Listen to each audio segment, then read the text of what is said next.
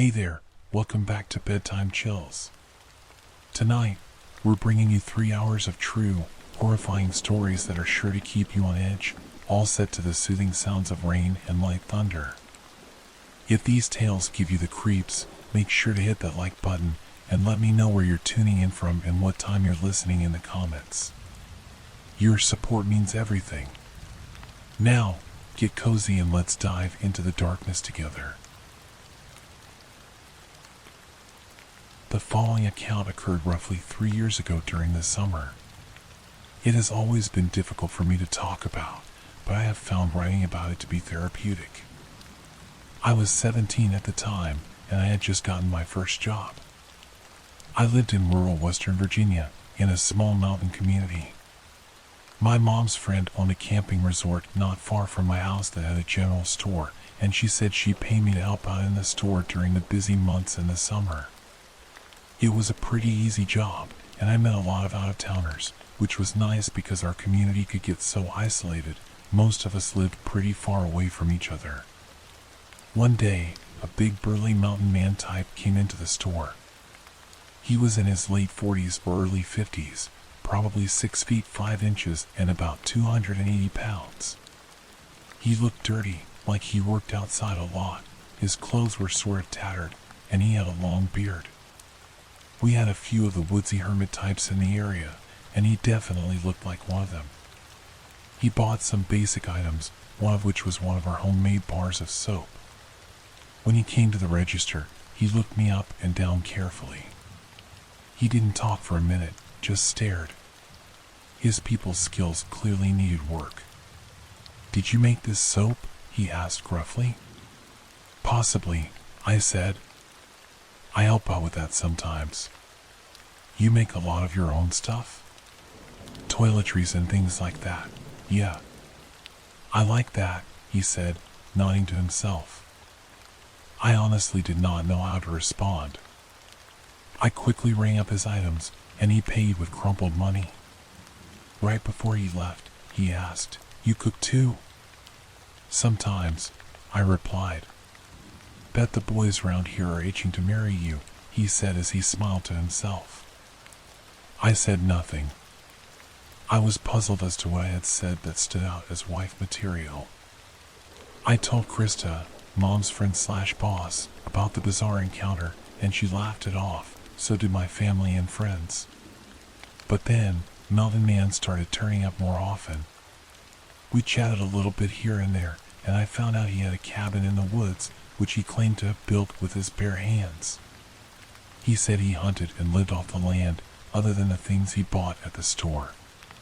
Over time, our chatter escalated, with him making comments about how nice it would be to have a woman like me around who could make those things and cook his kills. One time, he even said I had the birthing hips that men lust after. Shudder. He even started inviting me to fish with him, hunt with him, see his place, etc., and I always politely declined. But he got more and more insistent, and I told Krista about how uncomfortable he was starting to make me.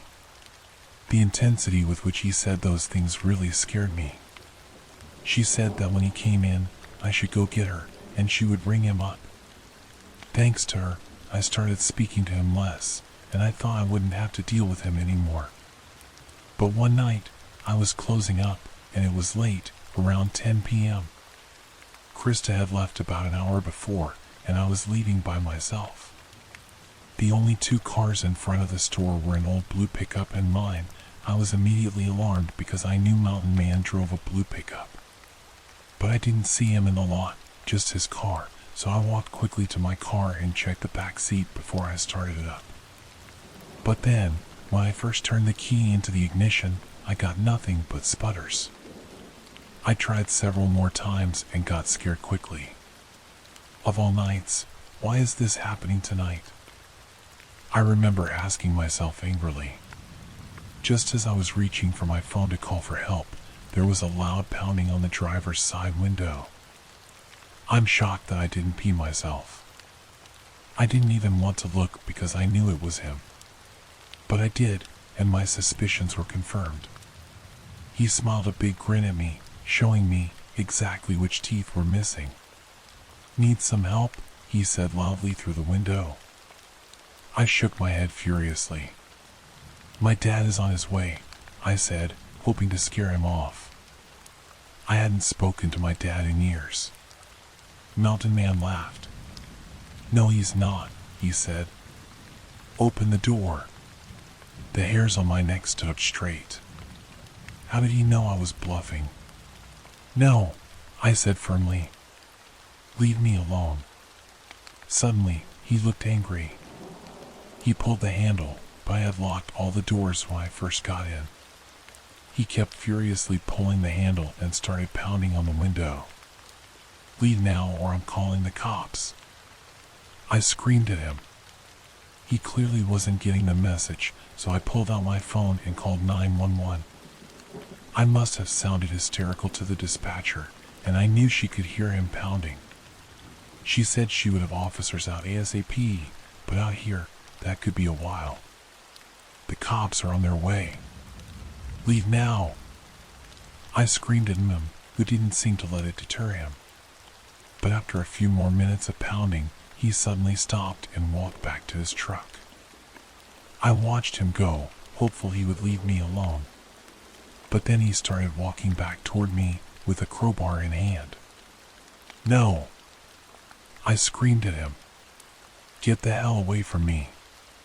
He started swinging at the driver's side window with the crowbar. I ducked down into the passenger seat on the floor and covered the back of my neck like they teach you in tornado drills.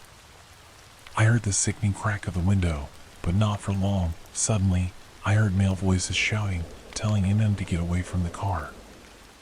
I sat up and saw two men approaching, one with a shotgun pointed at him.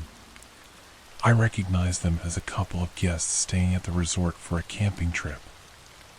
I breathed a sigh of relief and got out of the car, telling them that the police were on the way. I thanked them profusely as we waited for the police, and surprisingly, MM didn't make any moves to get away, but the cops came pretty quickly after that, so he didn't have much of a chance. They took him away, and I gave them my statement. I was pretty shaken up for a while afterward. A few weeks later, I finally got the scoop on the man. Apparently, he had a history of mental illness. He had been in and out of state institutions. He really had been living in an old cabin in the woods where he wasn't taking his meds, and his issues were only getting worse. My cousin Luke is a cop, and later on, he told me some more about the case that he had heard about through some other officers. The police did a search of the cabin after the incident to see if there was anything that might be of interest to them. They found a journal that MM kept. Apparently, in it, he said he was lonely and wanted a wife. He mentioned me by name a lot, stupid name tag, and Luke said there were a lot of inappropriate things in there about me that he didn't want to share, but tried to put it simply by saying that MM had a detailed plan to take me, starting with sabotaging my car engine to get me into a vulnerable position. When Luke said that, I nearly burst into tears thinking about how horribly that night could have gone if those two men hadn't come along. Thankfully, he has been put back into a state institution. With any luck, he'll stay there for good.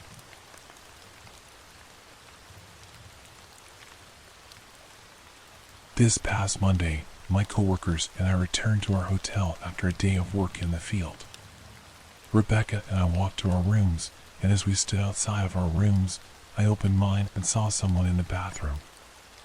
I said, "Hello," but nobody answered. My first instinct was that it was a cleaning lady in there for some reason, and then I saw a my bag with my clothes in her hands. I said to my coworker, "There's a woman in my room." Then I asked the woman, "What are you doing with my stuff?" It gets a little fuzzy here because I can't remember everything I said or what she said, but she kept mumbling about how her key still worked, how it still worked, and that's how she got in. I was in shock, and she was obviously very flustered after being caught mid-robbery. She dropped my bags and fumbled around with her purse and a white plastic bag. By this time, my coworker was behind me, watching all the insanity unfold. This woman was scrambling and walking towards the door, and I said, "What's in the bag?" thinking it was probably my stuff. She said, "No, no, it's just my things, it's just my things, I'll show you," and so she did. I looked and didn't see anything of mine, so since I was obviously in shock at this point, I let her leave. I went into my room and it had been ransacked. I did a quick look around to see if anything had been taken. All of my electronics were still there.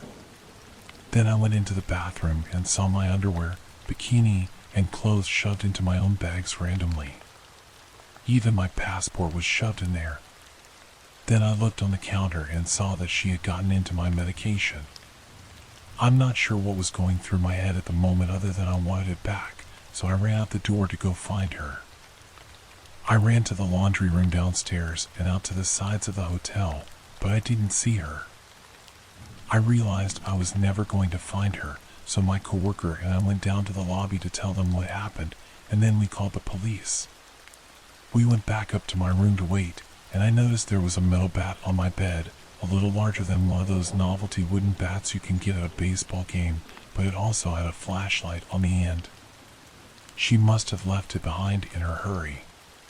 She also left behind a necklace that must have fallen out of her bag when she was scrambling with mine. I was mostly freaking out at this point because I thought she'd gotten away with my medication that I need. The police got there, took our statements, and looked around the room as well. One thing that I noticed was that there were bits of drywall in the sink, and I pointed that out to the cops, but none of us really knew where it came from. We started looking at the door and the windows to see if she pried her way in somehow, but there was nothing. So we kinda just went with the idea that she had a spare key or something, even though the hotel front desk was adamant that there's no way that could be. The officer that came brought 2 more officers as backup because they thought the woman might still be in the vicinity. But after our statements were taken, there was nothing else they could really do, so they left.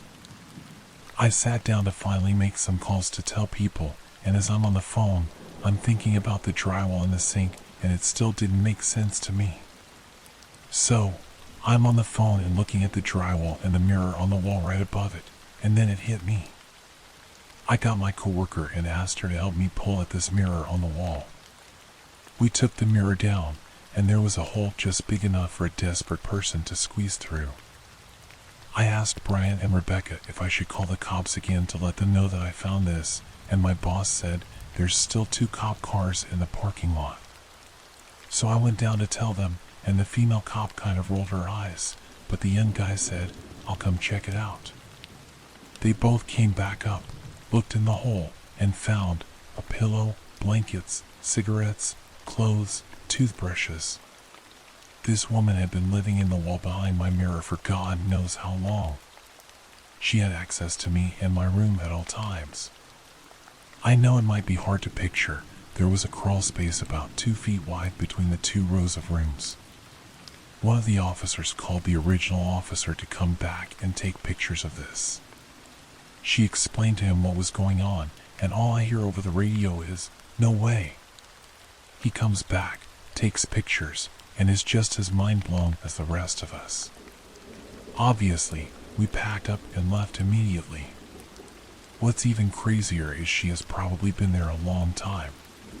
The last time we stayed at this hotel, I would randomly smell cigarette smoke, and I assumed someone was smoking in their bathroom and it was traveling through the vents. But nope, a person was smoking just on the other side of my mirror. She had access to other rooms too. The holes in the walls were from a renovation, and the hotel hadn't properly patched them and just covered them up with mirrors. She could have been hanging out in people's rooms when they were gone. Anyway, this was insane, and I'm taking a little time off.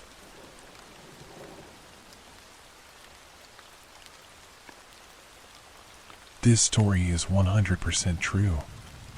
If you don't believe me, you can Google Christopher Hill murder. I grew up living with my mother and sister. It was a fairly normal childhood in a small town in the UK. I never knew my dad. All I knew, from what my mother told me, was that he was a bad man. I first met him when I was around 10 years old. It was all confusing. I don't really remember everything, but I think they had started seeing each other again. They saw each other on and off for a few months, and then he would disappear. This carried on throughout my teens until I was around 15 years old. He started to get quite aggressive, and my mother refused to see him anymore. She never told me this when I was younger, but he used to beat her within an inch of her life when she was pregnant with me. One afternoon, he came to the door. When my mom wouldn't let him in, he tried to break the door down, shouting that he was going to burn the house down and kill us all. He didn't know I was there to witness all of this. I saw him at the front of the house with his hands to his neck, mimicking slitting our throats. That day, he got arrested, and my mom got a restraining order against him. That was the last time we had heard from him until 3 years ago. I got a postcard in the mail with nothing but my name on it and a phone number. I instantly recognized his messy handwriting. I thought it was odd receiving a postcard from him after about 5 years of no contact. Obviously, I ignored it. In July 2013, my mother found the police at our door.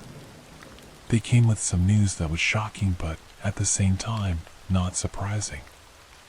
I'll start from the beginning. My grandmother went to visit my father. She often travels, so it wasn't unusual not to hear from her for a few weeks. But when she hadn't been heard from in 3 months, the family began to worry. The last person who had seen or heard from her was my dad. This all happened around the time I received the postcard. Her going missing coincided with the discovery of a body around half a mile from where she was last seen. A relative identified her from a digital reconstruction of her skull, which bore a striking resemblance to her. My dad was the number one suspect at this point. He was arrested on suspicion of her murder and later charged. The police took statements and told us they had found evidence and knew it was him. He denied everything. We were following the case, which was when the grisly details started coming out. They had had an argument, and he ended up killing, dismembering, and then burying her in a shallow grave. They said she may have been alive when he dismembered her. Strangely enough, his family stood by him and said he was innocent. He later came clean about the whole thing. He said he thought she was a reptile in human skin and wanted to cut her open to see the reptile. He was held in a secure psychiatric facility but is currently in prison. He has been assessed by multiple psychiatrists who said he has paranoid schizophrenia. He was sentenced to 9 years in prison for manslaughter, not murder. I find it absolutely appalling. He has already served 3 years, so he will be out in 6 years. Someone who killed his own mother in cold blood and made death threats to his own daughter will be out of prison so soon. It absolutely terrifies me what could possibly happen if he ever finds me or my family. I'm confused about the postcard he sent me around the time he killed her. I don't understand how the justice system could mess up so much and let a potentially dangerous person out of prison so soon. So yeah, that's my messed up story about my own father.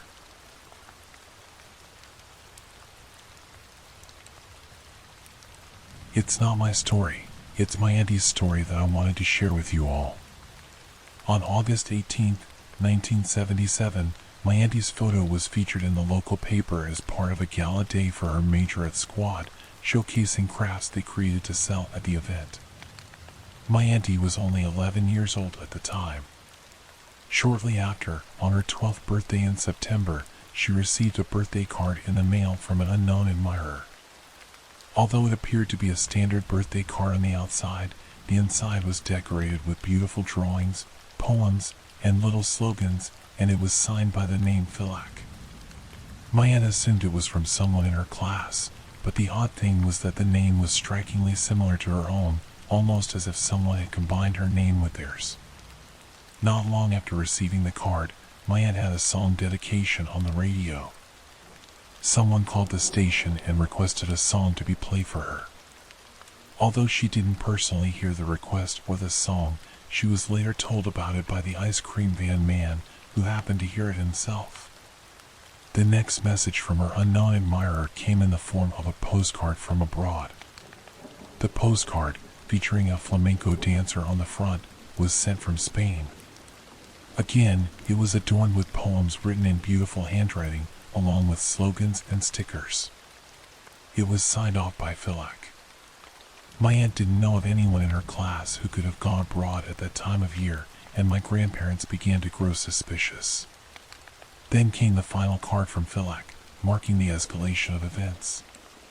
Yet again, a card arrived in the mail addressed to my aunt. My grandparents waited as she opened it. She quickly closed the card, trying to hide it, which immediately alerted my grandparents that something was wrong. My grandfather grabbed the card and opened it, only to discover 2 explicit photos of a woman taped to either side of the card. This time, there were no beautiful poems, handwriting, or slogans, just 2 explicit photos of a woman in a compromising position. My grandfather went straight to the police station with all the cards to report this person. After that, the cards stopped, and they never found out who it was. Years later, as my family recounted this unsettling story, they remembered encounters with a man from our extended family. My gran, her sister, along with my mom, aunt, uncle, and cousins often went on family holidays to visit relatives during the summer. Their most recent trip was just before the cards started arriving. This man, in his early 30s at the time, had shown unusual interest in my aunt, who was just 11. He would often take her aside to sit and listen to records together. My aunt recalled one night when she pretended to be asleep as she heard him creeping up the stairs. He entered the room, softly calling her name. When she didn't respond, he whispered, "Auntie's name, good night," and then left. When my gran called her sister to ask if she remembered anything about this man, she confirmed that he always seemed to focus his attention on my aunt more than anyone else. At the time, she even had to remind him, remember what age she is. To make the story even creepier, the man's name fits perfectly at the end of her name to spell Philak. Coincidence? We think not. My family is now certain that the cards, the radio dedication, and the explicit photos were all from him. However, as he lived in a neighboring country, he wouldn't have seen her photo in the local paper. That part, we believe, was purely coincidental timing. So, to the creepy extended family member, my auntie and the rest of us hope we never meet you again.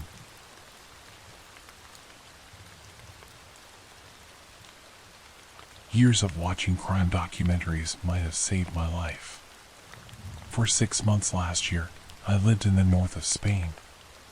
About a week before I was going to move back to Ireland, my friend and I were at my house having dinner and drinking a little. I was renting an apartment in the city, and my roommate was an older lady, maybe in her 50s. I'm 20. That night, my roommate left to have dinner with her friends. About a minute after she left, someone buzzed our door to be let into the building. I looked at the camera and didn't recognize the woman. She looked to be in her late 20s to early 30s, so I just assumed it was one of my roommate's friends, and she was coming to meet her or something like that. I buzzed her into the building, assuming they would meet in the lobby. At first, I didn't buzz her in because I didn't recognize her, and she walked away from the door. But then I hit the buzzer as soon as she walked away, and then I, myself, walked away from the camera, meaning I couldn't see if she actually entered or not. I assumed that if she didn't enter, she would just call or text my roommate. Boy, was I wrong. This woman came up to my apartment building on the 6th floor. She arrived just 2 minutes after my roommate left, so I know she didn't take the stairs, and I know they must have seen each other when my roommate got off the lift and the lady got in. Realizing that this was weird, I did not open the door when she rang it. I looked through the peephole just to confirm that it was nobody I knew. At this point, I backed away from the door and gestured for my friend to be silent. We crept back to my room, which was at the far side of the apartment, and I began calling my roommate, who wasn't picking up. Meanwhile, the lady was incessantly ringing my doorbell. My roommate was not picking up, and my friend was just telling me to open the door. In her mind, it's a woman, so she must be harmless. I told her she was an idiot for underestimating the female sex. Women can be criminals too. She kept telling me to open the door, and I refused. The door kept ringing. I kept looking out the peephole. At this point, I understood that if she knew my roommate or was looking for someone specific, she would just call or text them. She didn't take out a phone at all. She just stayed eerily silent. Didn't call out any names or ask if anyone was home. This was weird to me. I finally got through to my roommate. She said she wasn't expecting anyone and that she didn't know anyone in that age range. She asked if I was okay, and I said I was fine. Now it's been at least 20 minutes. I know the lady knows someone is home because the lights are on, and my understanding is that's why she's not leaving. I continued watching her through the peephole and saw her go into the lift for a minute and then come back out again. The lift is really loud, and I would have heard it move. It didn't. She just went in and came out. In my mind, this means someone is in the lift waiting for her. This screamed sketchy to me. After about 40 minutes, she left. I ran to our hall and flicked on the outside camera. The lady left the building with 2 men. They all had backpacks on. I will be eternally grateful for trusting my instincts and not listening to my friend. Sometimes it's better to be safe than sorry. Creepy lady with henchmen, let's not meet again.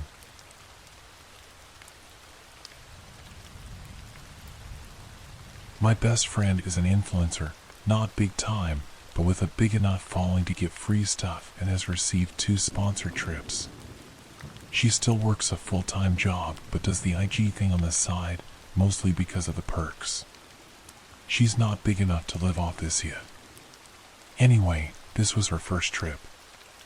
A little boutique hotel from Miami contacted her via IG DMs and offered her an all-expenses-paid trip to Miami for Memorial Weekend 2018 in exchange for her staying at the hotel, taking pictures, and doing a couple of stories.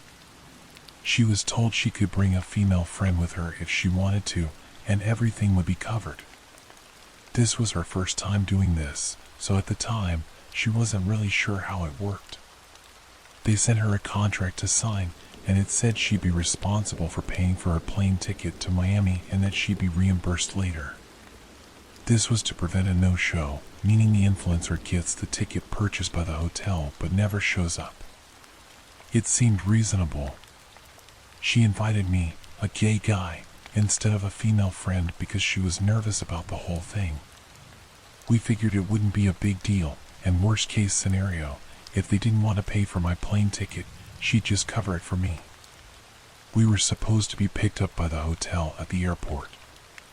So the day comes, and we arrive in Miami. There's a guy holding a sign with her last name, and the paper has the hotel logo. We're greeted and escorted to a black SUV. Here's where it gets weird. As soon as we're about to get in the car, the driver is visibly upset. We thought he was talking to the guy who walked us over, but he was talking to my friend. He had a very thick accent and was wearing dark shades. He was telling my friend that she was not allowed to bring her boyfriend, me, and that she said it was 2 girls, 2 girls. Hotel told me 2 girls, number 1 girl, 1 guy, 2 girls. He was demanding to see where the other girl was. We were speechless and confused. The guy who walked us to the car looked annoyed, got in the passenger seat, and started to argue with the driver in Portuguese. It wasn't Spanish. Then he turns to us and asks where the other girl is. My friend tells them, very upset by now, that there is no other girl, that she is an insert name, and that I'm just a friend coming with her on the trip. The big guy in the passenger seat gets out, tosses our luggage out of the car, and says something like, "This is some nonsense," gets in the car, and they take off. That was it. We were in shock. Utter and complete shock. My friend immediately emails Melissa, the PR person we had been in contact with via email to tell her what happened. No response. We decide to take a cab and show up at the hotel. When we arrive, that's when everything makes sense. The hotel had been rebranded and had a completely different name, owner, and staff. We show them the IG, and it is indeed the IG of the hotel it used to be, but not the new one. They never contacted us. They never did anything. Whoever was in charge of the old IG account for the old hotel did, or whoever got a hold of it did. Mind you, this was a somewhat big hotel account with 10,000 followers. It was real, but upon further inspection, we realized the pics were really old, and so were the posts. My friend felt like an idiot and wouldn't stop crying. We called the police, met up with a detective, but nothing ever came out of it. They investigated who was running the account before or who had access to it. None of the people who used to run that account had anything to do with it. Nothing ever came out of this. It's upsetting and scary to know that whoever wanted to abduct my friend or any other girls by using this old hotel Instagram knows who my friend is. That IG has since been deleted, and we never heard anything from anyone again. But to think my friend would have been kidnapped had she gone with another girl instead of me sends chills down my spine.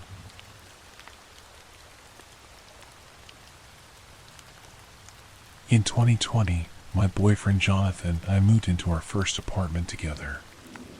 We were so excited that we would have our own place and finally be adults. It didn't take long in our new apartment to spot the complex's resident weirdo. He lived in our building on the 3rd floor, we were on the 1st floor, was in his late 50s/early 60s, and had a face that seemed to lack all emotion. He drove an incredibly rusty, old truck and would go outside to feed the wild cats in the area every day. He seemed harmless. Weird, but harmless. One day, Jonathan and I got back home after work, and he was outside, standing beside his truck. His eyes were glued to us, and shivers ran down my spine. Jonathan told me that he didn't want to get out of the car because he was freaked out. I didn't want to let him know that I was on edge too, so I reassured him that we were in the open, it was daylight, and nothing bad was going to happen. We got out of the car, and I opened the trunk to get my backpack because I was planning on grading my students' vocabulary quizzes. When I closed the trunk and looked up, the creepy old man was right in front of me. His eyes were wide, as if he had just seen something that unnerved him. I jumped and said, "Oh, I'm sorry, you scared me. Is everything okay?" "No," he responded. "That woman that just moved into the 4th floor is such a jerk, right?" His voice reminded me of one I had heard before, but I couldn't put my finger on it. "Well, sir, I haven't actually met her." "Is there?" "She called the office about these cats, and now they're going to call animal control on them." "Oh, wow. I'm so sorry." "Yeah, I just figured you guys would feel the same way. This place is a total hellhole, and they've gone to crap in the past year." He put his hand up to his mouth as if he was about to tell us a secret. "I used to work for them, you know? I'd open and close up the pools and clean up a bit around the property. They fired me a few months back once they found out about my lifestyle. They don't get our lifestyle," he said, moving his finger around to point at himself, Jonathan, and me. I assumed that he meant because we were gay men. But even now, I'm not entirely sure. "Damn. That's messed up," Jonathan said, trying to edge his way closer to the apartment door. "Yeah, they're just all a bunch of jerks. And I hope that new lady hears that," he said, and at this point, I realized where I'd heard his voice before, the In Nightmare on Elm Street films. He sounded just like Freddy Krueger. Jonathan said, "Well, I hope it's not too bad. I start working there on Monday." "Well, good luck. Try to keep your personal business quiet, otherwise, you might be out of a job. Just don't turn into one of those idiots, or karma may come back to get you." the old man said, chuckling to himself. Jonathan and I nervously laughed as well. Well, good luck with the cats. We'll see you around, I said, putting my hand on Jonathan's lower back and lightly pushing him toward our apartment. All right, guys. Nice talking to you, he said, still chuckling to himself. Although, it was more creepy than joyous. It reminded me of the Joker from Batman, a maniacal laugh. A month passed, and we saw the old man occasionally. The cats were still there, so we figured things worked out for him. However, we hadn't had another conversation with him, thankfully. Jonathan managed to keep his job at the office, where there was not a trace of homophobia, and that's when he heard the news. Evicted? I asked Jonathan when he came home from work one day. Why are they evicting him? Well, my boss says that the office receives harassing calls from him on a weekly basis. Even some other tenants have reported being harassed by him. I mean, yeah, he's creepy, but is that enough to evict him? I guess so. They gave him a week to get all of his stuff and move. A week later, Jonathan was at the office, and the old man came in to return his keys. Jonathan was at the front desk and had already phoned for the manager. But the old man started whispering things under his breath. Get out of here. They're a bunch of jerks, all of them. Get out. The manager came in, grabbed the keys, and escorted the creepy old man out of the building. A week went by, and we hadn't seen any trace of the old man. Jonathan and I were watching TV around 12 a.m. one night when I heard a knock at the door. I paused the show, thinking that it may be a neighbor complaining that our TV was too loud. I looked through our peephole to see the creepy old man staring at me through the peephole. A smile covered his face, but it was unnatural. I'd never seen a smile so big in my life, and it made my whole body run cold. I started to stumble back from the door. Jonathan saw that I was pale with fear. Babe, what's wrong? He whispered. It's the old man, I whispered, tears welling up in my eyes. Jonathan gets off the couch and stands behind me. We're both facing the door. The man knocks again, and it startles me back to reality. I start walking to the kitchen and grab all the knives that I can. I tell Jonathan to go into the bathroom, which is the only room without a window, and call the police. I start to walk to the bathroom too, when I hear keys start jangling against our door. I look back to find that the security bolt was not folded against the door. This works like a hotel room security bolt, where someone can use a key to open the deadbolt, but as long as the security bolt is across the door, it won't open fully. I silently make my way over to the door, knife in hand, and slowly and quietly fold the security bolt across the door. As soon as it touches the door, the old man bangs into the door, making me jump back a bit, almost dropping the knife. Then it went quiet. No keys, no knocks, no bangs. Whispering.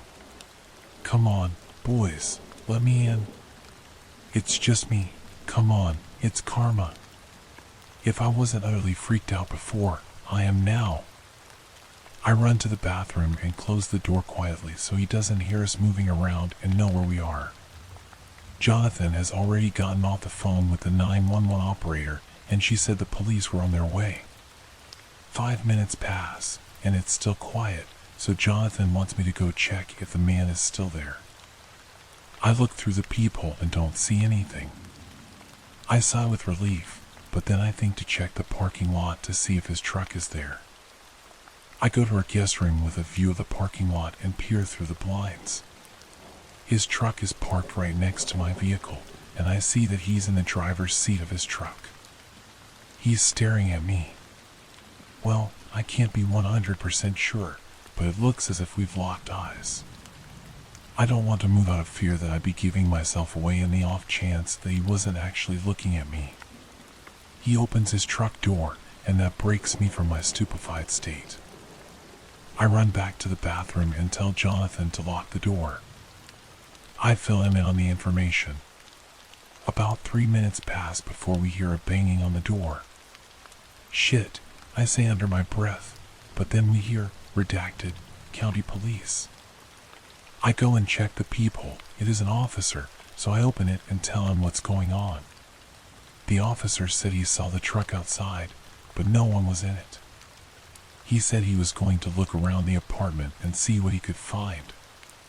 Jonathan and I continue to camp out in the bathroom. All of the lights in our apartment are now off. We wait to hear from the officer, but within 10 minutes, we start to hear crazed screaming. Almost demonic noises, hisses, coughs, screams, laughs, etc. My heart drops, and I'm overcome with more fear than before. What is going on? 5 minutes later, the police officer came to our door and said that he found the man in the vacant apartment directly above ours. When the officer got there, the man was standing, facing a corner and laughing under his breath. When the officer put the handcuffs on him, he began thrashing about, screaming, hissing, etc. The officer told us that he had him in the cruiser and that they arrested him on breaking and entering charges. When the police officer left, we checked the front of our door where there were now dents from the man's keys. He struck our door with them after being unable to get in. The next day, we went upstairs with the manager of the apartment complex, and we saw a small hole in the floor of the bathroom in that apartment. Apparently, the man must have known that we were hiding in our bathroom, and he was trying to get in there from the ceiling above us. Luckily, he didn't have any heavy-duty tools to do the trick. This hole was made by a screwdriver being stabbed into the linoleum floor over and over again.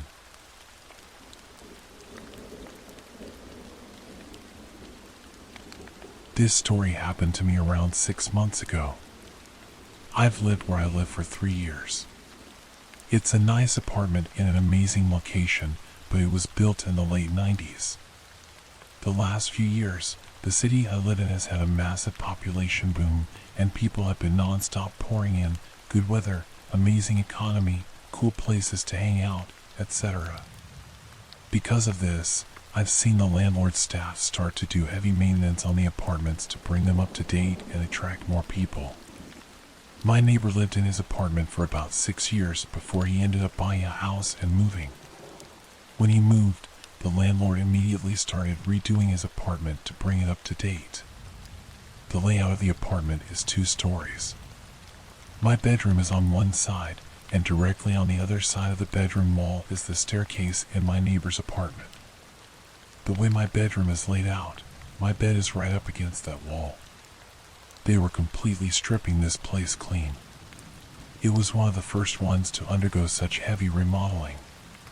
For weeks, I'd always see the workers over there painting and redoing the floors, etc. A few days before this happened, it was no different. I left and saw them doing maintenance on the kitchen, and when I came home from work, they were gone for the day. Nothing unusual at all. The part that is unusual is what happened one particular night. I was awake around 1 a.m. watching TV in my room when I heard someone on the other side of the wall slowly walking up the stairs and very obviously stopping halfway up. Where the person stopped was directly where my head lay on the other side of the wall. I could feel them listening to me breathe. I immediately turned the TV sound off and sat there, completely quiet and still. I heard nothing for a few minutes, and then, after what felt like an absolute eternity, I heard the person start walking up the rest of the stairs to the second floor. My survival instinct kicked in instantly. It was very obvious that someone was on the other side of that wall, listening to me. I also knew that it was only a few days before this that I had seen maintenance redoing that apartment's kitchen. I knew that there was no way someone could have moved in that fast. I quietly got out of bed and went to a room where I had a better view of the outside of the apartment. I obviously couldn't see if there was movement inside from the window, but I had a good angle to see if anyone walked out. I sat there for around 15 minutes, just staring outside to see if I saw anything at all. Nothing. I went back into my room and lay down in bed again. I didn't turn the TV on. I just sat there, waiting to hear something again.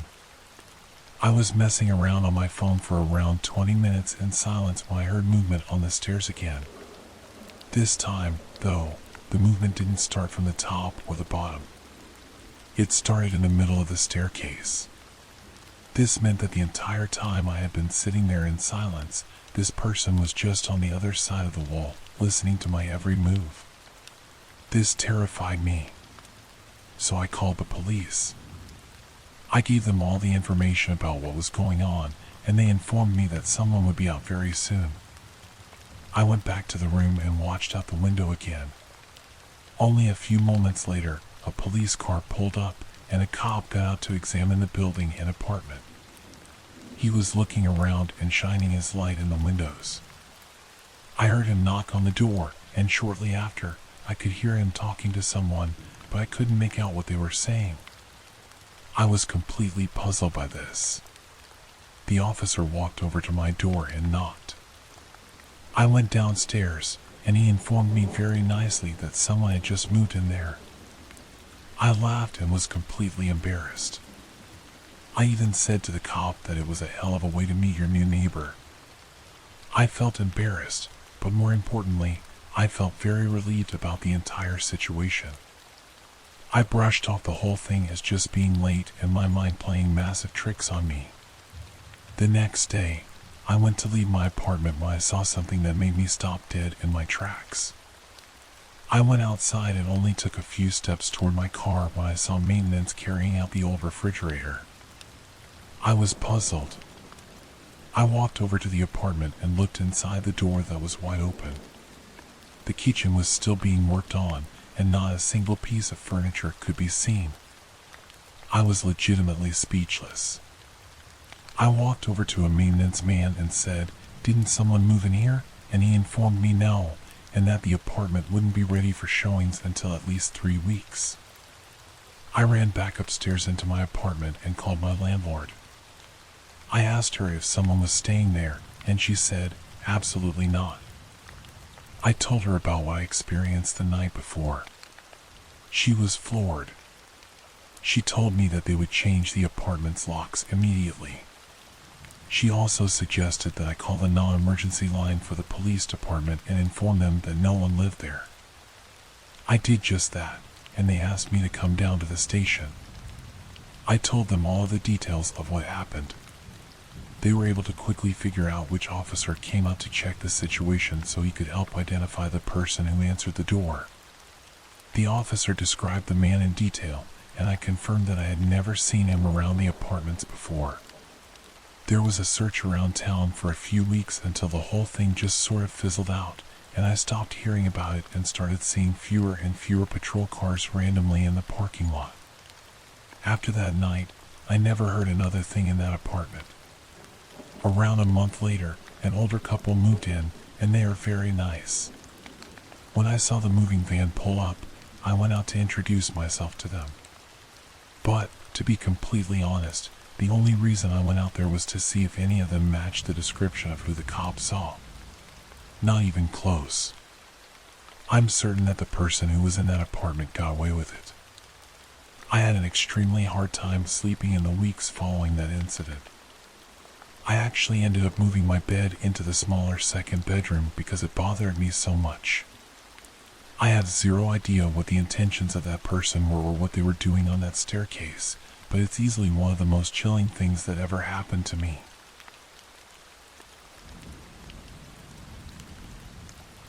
I thought I was going to die in a strip club. So, a little backstory. I was a dancer for 6 years and had worked in many cities and clubs. At the time of this story, I wasn't a rookie. I was well versed in the industry. I was about 20 or 21, and it was also in Texas at one of the upscale clubs. I never imagined something like this would happen in this place, but apparently, I was wrong. I started my shift at about 6 p.m. I liked to get there early to meet with some of my regulars before the crowds came in. It was about 8:30 or 9 o'clock when this really good-looking guy came in with some friends. They were all older, around 40 to 45. I grabbed some of my hustle friends, and we went to sit with them. It wasn't hard to convince these guys to head to a VIP room with bottle service. But this is where it gets kind of weird. The guy I was talking to wanted a separate room for just us. I thought maybe because his friends seemed rowdy and wanted to party hard, he wanted to have a more relaxed area. I wasn't complaining because that meant I wouldn't have to share my cut of the room, so stupid me saw dollar signs and went with it. We got 2 bottles of Dom Perignon, some mixed drinks, and shots. Now, a lot of the guys who come into strip clubs really want to let loose and bring substances as well. These guys had just about everything besides certain hard substances. I was definitely a party girl at the time too, so yes, I partook in some of these, but I also wasn't stupid. So, at this time, we were all hanging out in one room together. I took a little hit of substance off the back of my hand and continued drinking. After we were all hyped up and ready to party, my guy pulled me into the other room. This guy was about 6 feet 4 inches, obviously worked out a lot, and was attractive. I, on the other hand, without my heels, was 5 feet 6 inches and about 120 pounds. I sat down in his lap, started talking to him, and laying down my moves to get him to empty his wallet, basically. We were having a really good conversation, and my bouncers were really good about checking up on the girls in the rooms because they are pretty secluded on the second floor. After about 20 minutes of talking, something snapped, and all of a sudden, he literally put his hand around my neck, lifted me up, and slammed me against the back of the couch. The couch backs were tall and padded, so it wouldn't have been heard on the other side, plus with all the music. I was literally frozen in fear. After almost 3 years of dancing, I had never been in this situation. He started calling me names, spat in my face, and his grip on my neck would get tighter when he would feel me take a deep breath like I was going to scream. Luckily, there were also VIP rooms across the large overlook, and a bouncer noticed me kicking and flailing. I faintly remember all of the bouncers running into the room. They had to pry me out of his hands. When I was finally back sitting on the couch, they had him on the floor outside the room, and his buddies acted like they didn't even know him. My manager grabbed me and carried me like a baby to the dressing room, asked if I needed any medical attention, and I said no, I was just really shaken up. His buddies talked to my manager and basically gave me guilt money for that happening. Apparently, he was going through a rough divorce and just snapped on me instead of his ex. To the guy at the club, strippers are people too, and let's not meet.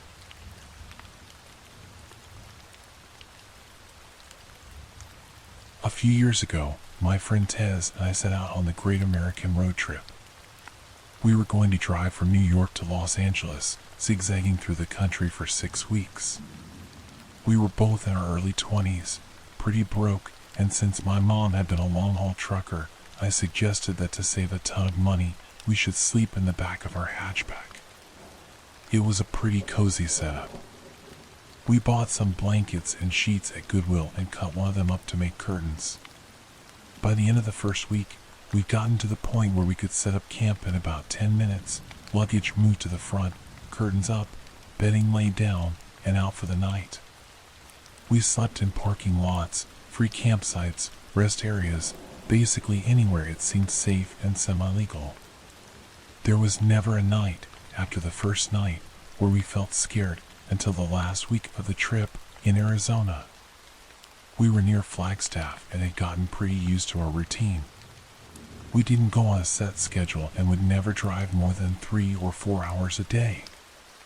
No destination really in mind, outside of a few must-see landmarks. We drive to places we found the night before on Google and take suggestions from other campers, locals, and people we met.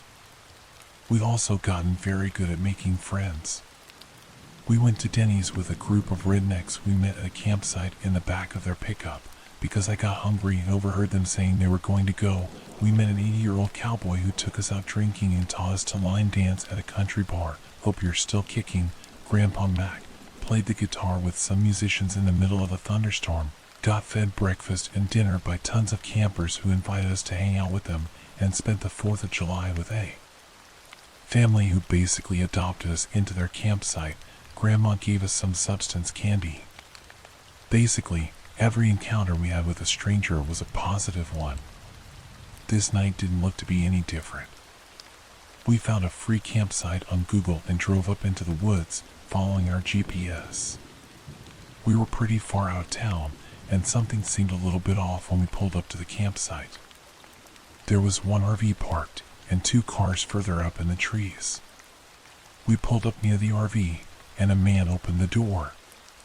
Tez waved hello, and he just stared at her. His expression was completely blank. Then, as if she hadn't said anything, he just slowly closed the door again, staring at us the entire time. Figuring he just wanted some privacy and thought we'd be obnoxious, we pulled further down the road and found a flat spot to park the car. Instead of our usual routine of setting up camp immediately while it was still light out, we goofed around for a while, smoking and laughing and taking dumb photos of ourselves. Tez pointed out a campfire further down the campsite, and we decided to go be friendly. We'd met so many cool people in the previous 5 weeks by just going up and offering beer or just chatting. So we wandered over. Near the campfire, there were 2 men, the owners of the cars we'd seen earlier. They seemed friendly, and we sat down to chat with them. They were drinking and smoking, and we sat down and had a beer with them. One of the men seemed pretty off, and we came to find out that the 2 of them didn't actually know one another. The older man was definitely on some sort of substance. He was spinning in circles and talking about UFOs. However, he seemed harmless. This left us chatting with the younger man, who claimed to be a former park ranger. He was handsome and easygoing, and we spent several hours just chatting about our trip, families, everything. Then he started talking about the bear. He'd seen a bear earlier in the forest. Tez didn't believe him, and he pulled out his camera to show her photos of the bear. It was very close to the campsite, and we both were a little freaked out. It wasn't unheard of for one of us to get up to go to the bathroom in the middle of the night, so the idea of a bear hanging around in the night spooked us. The ranger just laughed, and then his expression changed completely. It's hard to describe, but his voice seemed somehow cold. He said, "If you get out of your car in the middle of the night, it's not a bear you should be worried about." I kept waiting for the laugh, or for him to nudge Tez with his elbow. Jokes on the foreigner and the city girl, right? He never did. I laughed awkwardly and made a dumb joke about serial killers in the woods. My friend laughed as well and joked about the Texas Chainsaw Massacre. We moved on to another subject, but within 5 minutes, the ranger had come back to it and was talking about something grabbing us from our car in the middle of the night. No matter how we tried to steer the conversation away from serial killers, he kept latching back on. The older man was high as a kite at this point and was staring at the stars, not talking. We just awkwardly laugh and sip our beer and try to get the conversation going somewhere else. Then the ranger stood up and walked towards the cooler to get another beer. At this point, it's pitch black out, and I can't see anything outside the circle of light from the campfire. The beer cooler was outside of that circle. Suddenly, there's a red in the darkness, and it took a moment for me to realize that it's a camera. The ranger is holding a camera. He had taken a photo of us. I could see the screen on the digital camera lit up. Now, it wasn't odd for the people we met to ask to take pictures with us. My friend Tez is gorgeous, dark hair, blue eyes, like a young Megan Fox, and we were friendly. People like having pictures of themselves. It was an entirely strange thing to have this person taking a photo of us without asking or even indicating that that's what he was doing. We were both staring at him like deer in headlights at this point, but instead of realizing what he was doing was a bit weird, he checks his camera, adjusts some things, and takes another photo. This time with the flash. No asking us to smile, no proposing a group photo, and no explanation. After this photo, he comes back to the fire and sits down. Not a word was said about the photo. At this point, Tez and I were mutually freaked out. We made some BS excuse that we needed to go set up our campsite and quickly left. When we stood to leave, the UFO guy smiled and said to have a good night. The ranger, however, looked at us with a smile that didn't reach his eyes and said, "Be careful out there, there's more than bears in the woods." Every hair on my body stood on end. I wasn't alone in my discomfort either, because Tez laughed a response out and pulled me away from the campfire towards our car. We rushed back to the car, which we only found in the dark by referencing the RV, and jumped in the front seats. My friend Tez was all but hyperventilating. Why did he take pictures of us? I was shaking. I responded, "I read that serial killers sometimes warn their victims." She stared at me for a second and locked the car doors. "Do you think he just took victim photos of us?" We both freaked out. She was in a full panic and turned the headlights on in the car. I immediately yelled at her to turn them off, because now he knows exactly where our car is. God knows why, but that is the only night we not set up camp. We didn't need to tear anything down, so we just put the car in drive and floored it out of the campsite. As we got onto the dirt road, the ranger was walking towards our car with that same cold expression.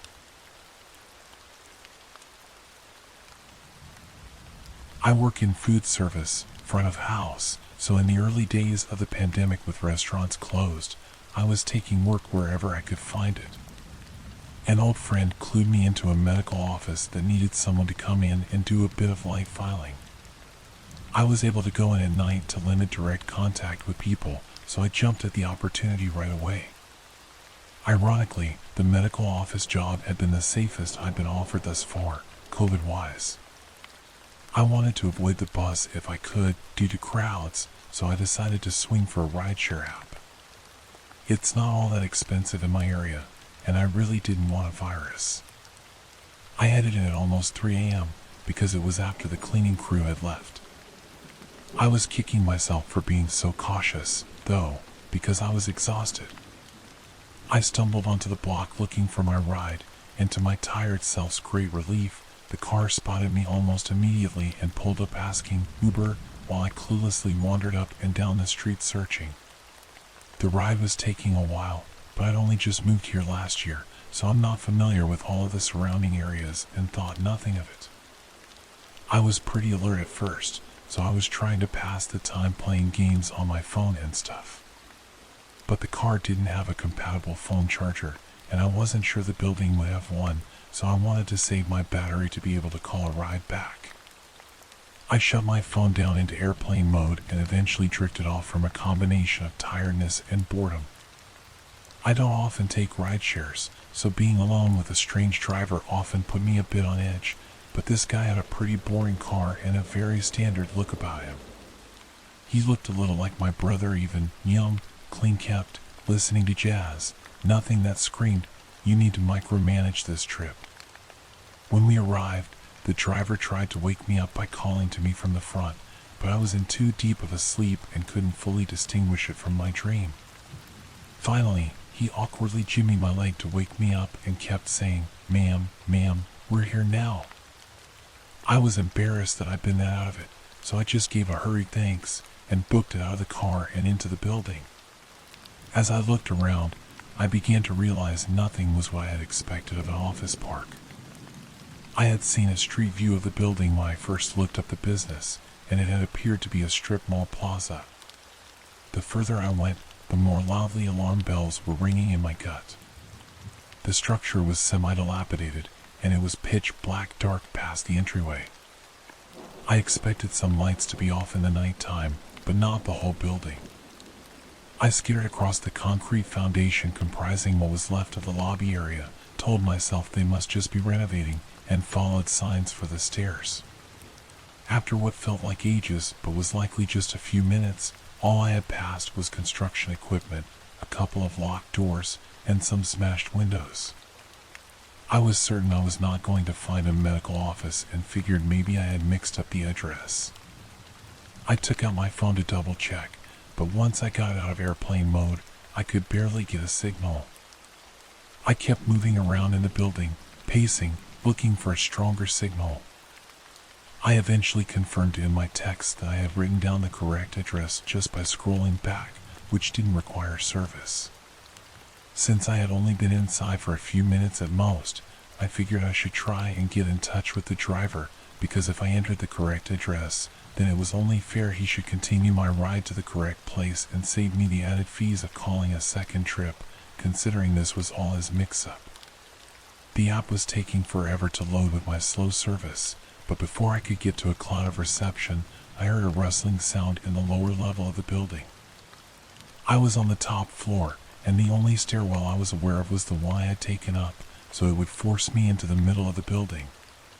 There was no way to exit the situation without encountering whoever was downstairs. In an abandoned building in the latest hours of the night, I figured the chances were high that it was a person under the influence of substances, and I had no desire to try slipping past someone like that, especially when it was late enough that they were probably on something so jumpy and on edge. I tried to get a text out to a group of friends with my address and a request to call 911 to help get me from the property, because I didn't feel safe walking in that neighborhood at night and didn't have enough reception to call a new ride, but the message wasn't sending. Reception was too weak. So I gave up on getting my phone going and started checking for another stairwell or even a window with balconies or dumpsters that could be used to exit the second floor as a last resort in the event whoever was downstairs came upstairs. I scrambled over to a door with a stairs sign on it, but the stairs were completely dilapidated, and it was essentially just a straight drop down to the first floor. At that point, the worst-case scenario began to unfold. I heard whoever was downstairs begin making their way up the stairs.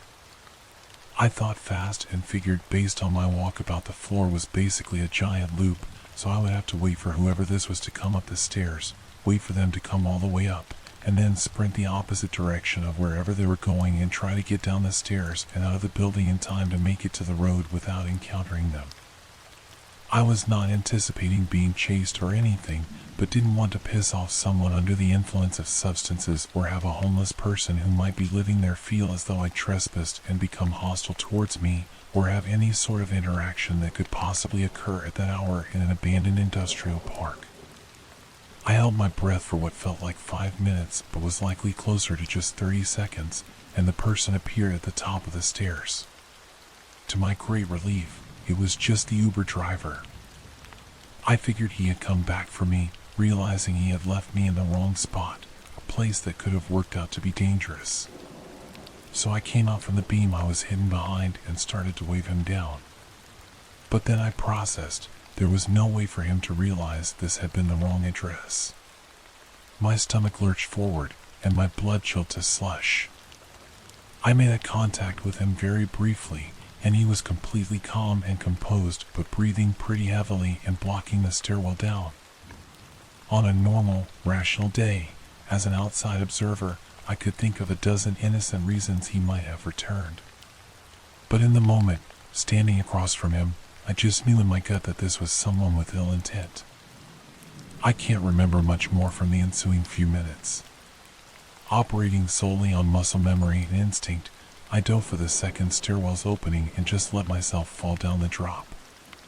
Thankfully, I don't think he'd seen where I'd gone at first. Though I was in too much pain to know it then, plenty was bruised, but nothing was completely broken. I scrambled up and threw myself at anything that seemed like it could be the door. It was too dark to tell. I was disoriented from the fall, and I wasn't in a calm enough mindset to think to use my phone flashlight. Plus, in hindsight, some part of me probably knew it would call too much attention to my location. Just before I was able to reach the door, it flew open with a blinding light beaming straight into my eyes. My first thought, though not totally coherent, was, there's another one of these guys, AHH. I stumbled backward, trying to find something to hide behind. Before I could, a voice called out, "All right, this is the Name-Off Town Police Department." Everyone get on your knees with your hands in the air. I didn't believe it was the police at first. I was in such a fight or flight mode and had already committed to flight that I continued looking for ways to get out. But he kept shining the flashlight right at me as I teetered around and yelled, "Hey," I said on the ground, "right now. Hands out where I can see them." He sounded so authoritative that I just automatically did exactly as he asked. He approached me and finally shined the light away from me. It took a second to get my night vision, but once I did, I could see he was really a police officer. I tried to explain what was happening, but first, he started asking me all these questions. That, combined with what had just happened and my fear of the driver coming back, all snowballed into my being unable to form a single articulate sentence. He was even asking easy questions too, like, "Can you tell me your name? Do you have any knives, needles, or anything that could poke or cut me? Would you rather talk in here or outside?" My total stunned babbling in response at first led him to believe I was under the influence.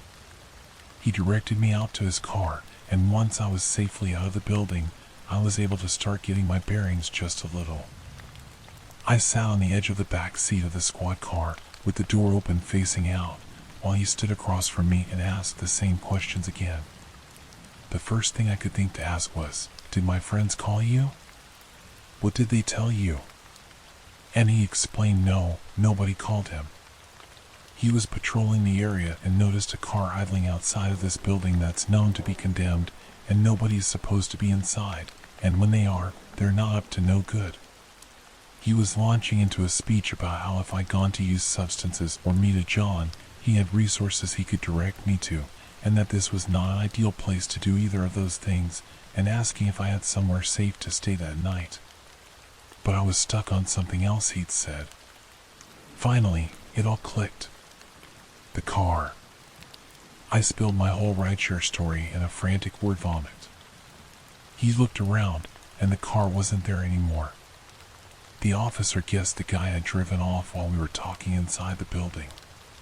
He asked me all the details I remembered, and I told him, but there weren't many. I'd been too tired when the ride started to track much. But the officer realized I could pull up my Uber app and get all the information.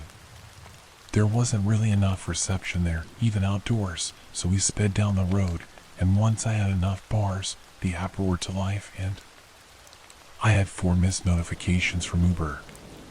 They said, "Hello, I've arrived. I don't see you. Can you confirm the pickup address is correct? I am flashing my hazards." And finally, unfortunately, your driver had to cancel. At first, I thought the driver was so cunning as to pick me up while sending these fake messages and canceling so the GPS wouldn't track us, knowing I wouldn't notice because I was asleep with my phone off and exonerating himself. But instead, I checked the car details, checked again, and it was definitely not the same driver. The person who'd driven me there had not been my Uber.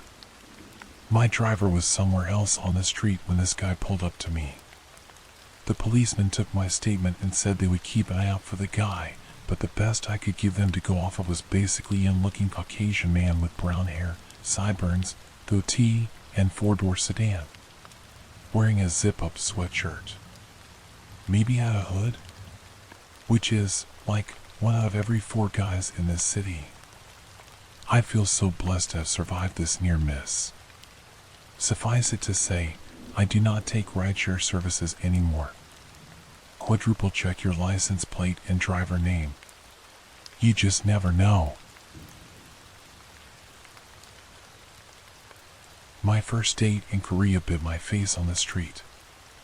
I had been sent to Korea from my university a few years ago. They told me for my major I had to go somewhere in Asia, and my friend had really talked up Korea for me. I knew nothing about it, but I decided what the hell.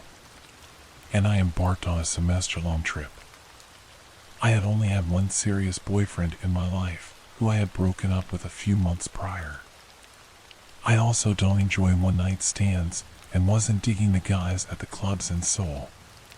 But I still wanted to have some sort of romantic experience, I suppose, so my friend recommended I use this dating app to meet English-speaking Koreans. That way, I could meet someone and experience the actual dating culture.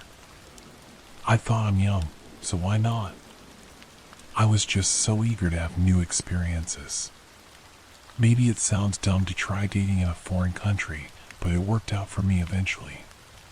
Just not the first date. I met him on a dating app after being in Seoul about 3 weeks. Let's call him Tim. I still didn't know the culture or city very well and was a bit naive about everything. He eagerly wanted to meet for a date after talking to me, and he seemed nice.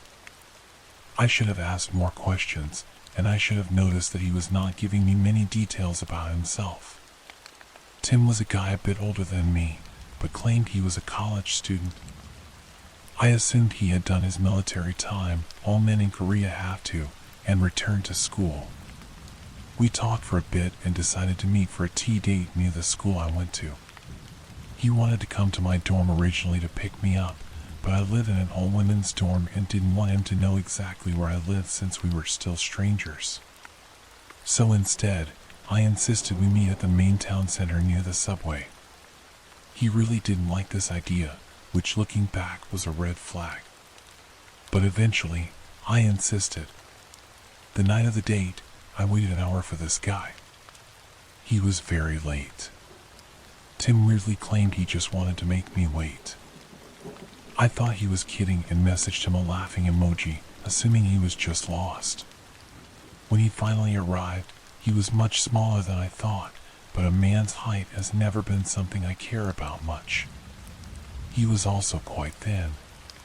Maybe I let my guard down because I didn't see him as physically threatening to me, which was a mistake in the end. Right off the bat, he was way too touchy with me and breathed creepy and heavy. I was so off-put by his demeanor.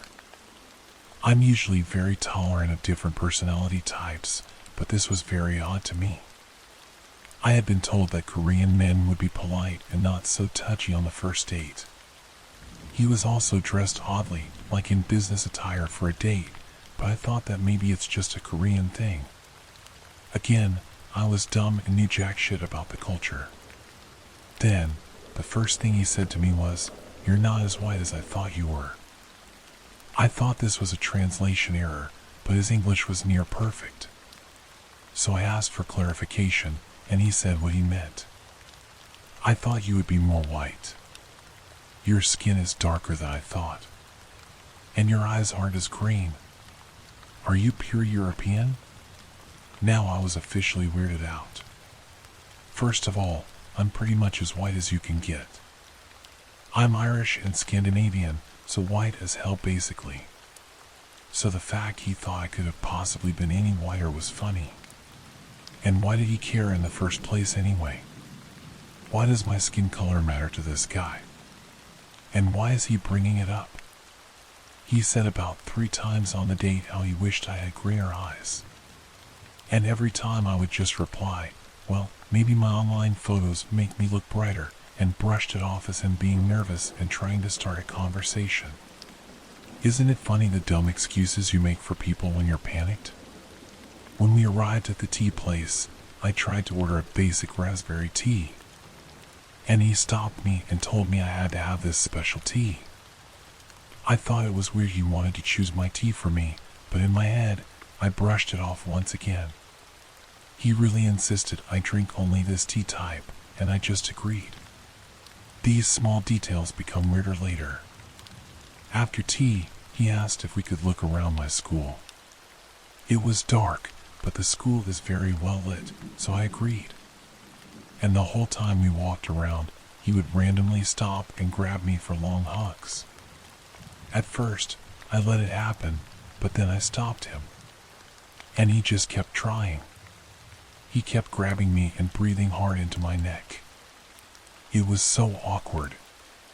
He also would not tell me any personal details about himself.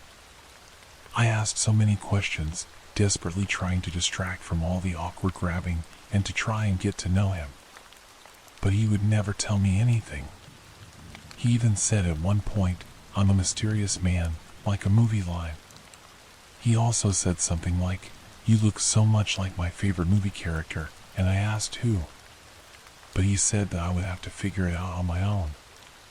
Finally, he said, "I want to go to a dark area," and in my head, I screamed hell and oh. At this point, I wanted the date over fast. He somehow knew there was a wooded area behind my campus, and he said we should go there. I said no, and that I wanted to stay near the main campus in town. But he kept pushing. Finally, he grabbed my arm and started dragging me there. He said, "I can't let anyone see," and I started to panic. I finally ripped my arm away and just demanded we leave and go back to the main road immediately. Looking back, I don't know why I didn't ask for help or get angry. Maybe I was scared. But I just began to book it back to the main road, and he followed. We ended up in front of a hospital near the center of town, and I told him it was time for him to go. I made some excuse, and he was pleading with me to stay. I told him we could meet the next day. I lied, and I would message him. I just wanted to get away at this point. I was pretending it was all okay just so he would leave. Suddenly, I think he's leaning in to kiss me. And I immediately think, oh God, no. But it was so much worse. Instead, I feel pain in my face. It takes me a second to realize he was biting my face. It was like a dog. I had never felt this sensation before. He leaned his head sideways and bit me on my nose and cheek as hard as he could. I screamed and pushed him away from me. His face looked so freaky, and I barely had time to react in words. Instead, I ran up the sidewalk until I saw a convenience store on the right. I ran to the back of the store and bent down to start crying. The man who owned the store started to yell at me, but I couldn't explain my situation. I just begged him in English to let me stay. I ended up having to buy a popsicle to stick around. God, I wish I had learned some Korean by then. I guess Tim didn't follow me. I peered outside the store and didn't see him. I texted a friend and waited for them to get me to take me back to my dorm. On the way, I messaged Tim and basically told him to stay away from me. I told him he was a creep, that he shouldn't bite women, and something along the lines of me calling the police. And then I blocked him. I was so scared to walk around my school area after that. I was so afraid he would find me somehow. I am so thankful I never let him pick me up at my dorm. I called my mom to tell her what happened when suddenly she said, "Wait, what did he ask you?" She then put some details together and realized that all of these weird things had to do with the 50 Shades of Grey books. At first, I thought she was just being silly and overthinking a bad date. I thought she was joking, but oh God, she was right. She had recently seen the movie or read the book and knew the details. The eye color and way he dressed, and the tea he made me drink, and the random lines he said, it all matches the books and movies. For his dirty little fantasy. My mom thinks he picked me because I look like the girl in that movie to him. It explains why he was so fixated on my appearance. And his whole thing with the biting and trying to dominate me.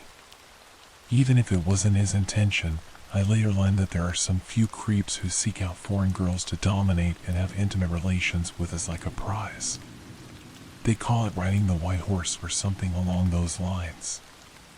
On a happier note, this bad experience didn't stop me. I eventually met someone else in Korea, and we ended up falling in love.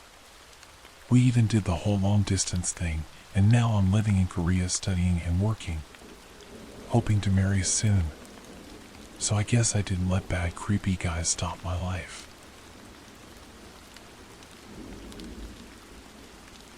Years ago, in the mid-1990s, I worked as a woodland firefighter while serving in the Army Reserves.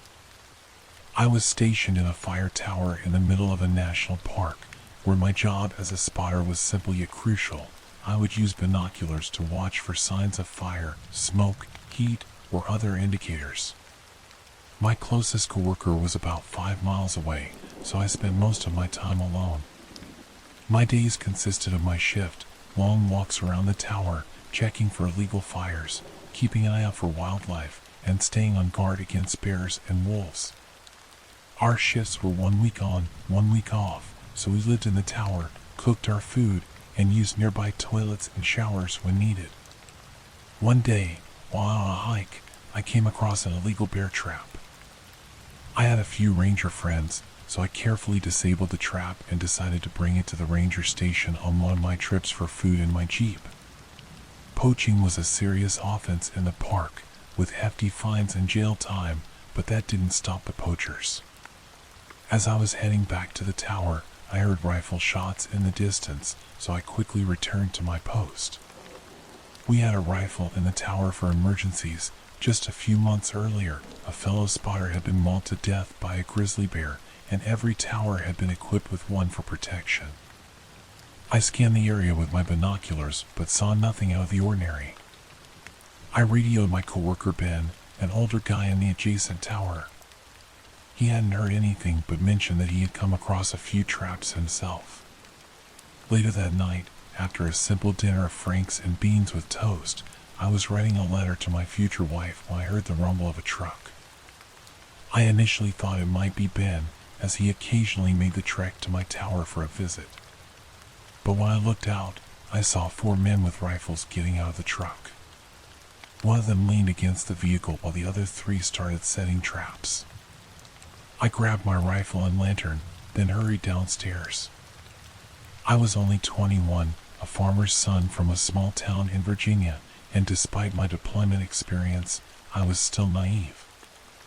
I should have called in the Rangers, but instead, I thought I could reason with the men. Before I could even get a word out, one of the men shoved me violently. My lantern fell, shattering as it hit the ground. The rifle was kicked out of my reach, and I felt the air knocked out of me when I was kicked in the stomach. Before I could recover, 2 of the men grabbed me and pushed me into the woods. It felt like we walked for miles, though it was probably only about a mile. The strange thing was, there was no sound. In the forest, there's always noise, owls, wolves, crickets, but on this night, it was completely silent. It was unsettling. Suddenly, I was shoved to my knees, and a wave of fear washed over me. I thought of my parents, my little sister and brother, and my fiancée back home in Virginia. I heard the click of a gun's safety, and I closed my eyes, praying. But then, just as quickly, the night erupted with sirens. The forest rangers had arrived, and behind them, in his pickup, was Ben. He had been trying to radio me but got no response. When he heard a truck engine, he immediately drove over to check on me. The poachers were arrested, and Ben drove me back to the tower, where I was still shaken up. He didn't reprimand me for not following procedure, he just said, "That was close, kid." A few months later, I left the job to take one closer to home, and I never encountered any more poachers during the rest of my time. I kept in touch with Ben for a while, sending him a wedding invitation and later a photo of my firstborn son in 1997. But, as time passed, we lost contact. A few years ago, I googled Ben. He would have been about 75, and discovered that he had passed away.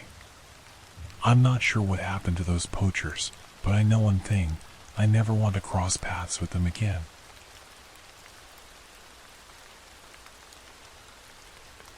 When I was growing up, my older brother raced flat-track motorcycles, and as a result, my dad and him were gone most weekends during the racing season. Sometimes my mom, my younger sister, and I would tag along, but my mom was never really into it, so she would keep my sister and me home most of the time and plan fun things for us girls to do over the weekend.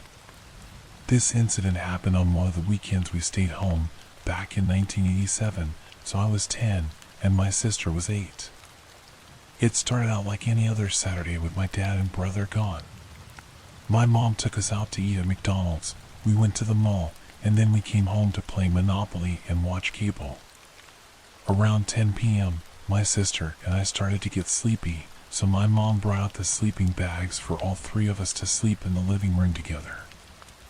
I had to ask my mom years later what time this was, because, as a kid, I didn't pay attention to the clock much. So, around 2 a.m., someone started banging on our front door. Our front door was pretty strange. It had 4 large panes of glass that weren't opaque, so they were covered with small curtains. We all woke up to this pounding and rushed to the door, looking out one of the windows. There was this girl at the door, probably in her late teens or early 20s, and I remember her wearing a white and blue windbreaker. She was frantic and crying, begging my mom to let her in because she said her boyfriend was chasing her and she was afraid he was going to kill her. My mom remained calm as ever in this scary situation and said, "I'm sorry, love, but I can't let you in. I've got 2 young children with me, and I can't risk your boyfriend harming them if he gets in. I can call the police for you if you just stay here." Of course, that didn't sit well with the girl. She started crying harder and pointed to her foot, which was broken and in a cast. "Please, ma'am, you have to let me in. He's coming for me." Again, my mom politely refused and ran to the kitchen to call 911. Our phone was mounted on the wall in the kitchen with a ridiculously long cord, so she was able to go back to the door while on the phone with dispatch and told her the police were on the way. This made the girl go even crazier, and she said, "I don't need the police because I will be dead before they get here." My mom apologized again and said she was sorry, but she wasn't going to open the door. At this point, the girl just turned around and walked off into the darkness, and about 5 to 7 minutes later, the police showed up.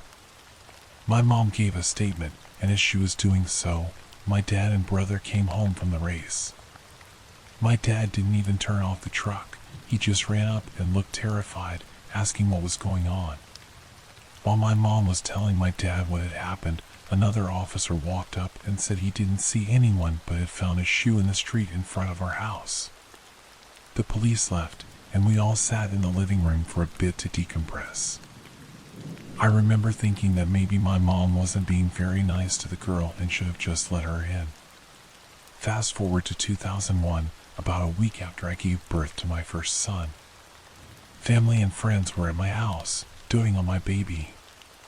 After most people left, there were just my parents, my sister, me, and my son sitting in my living room this time. I made a comment about how I didn't really love the neighborhood we moved to, but I was proud of having my own home with my husband.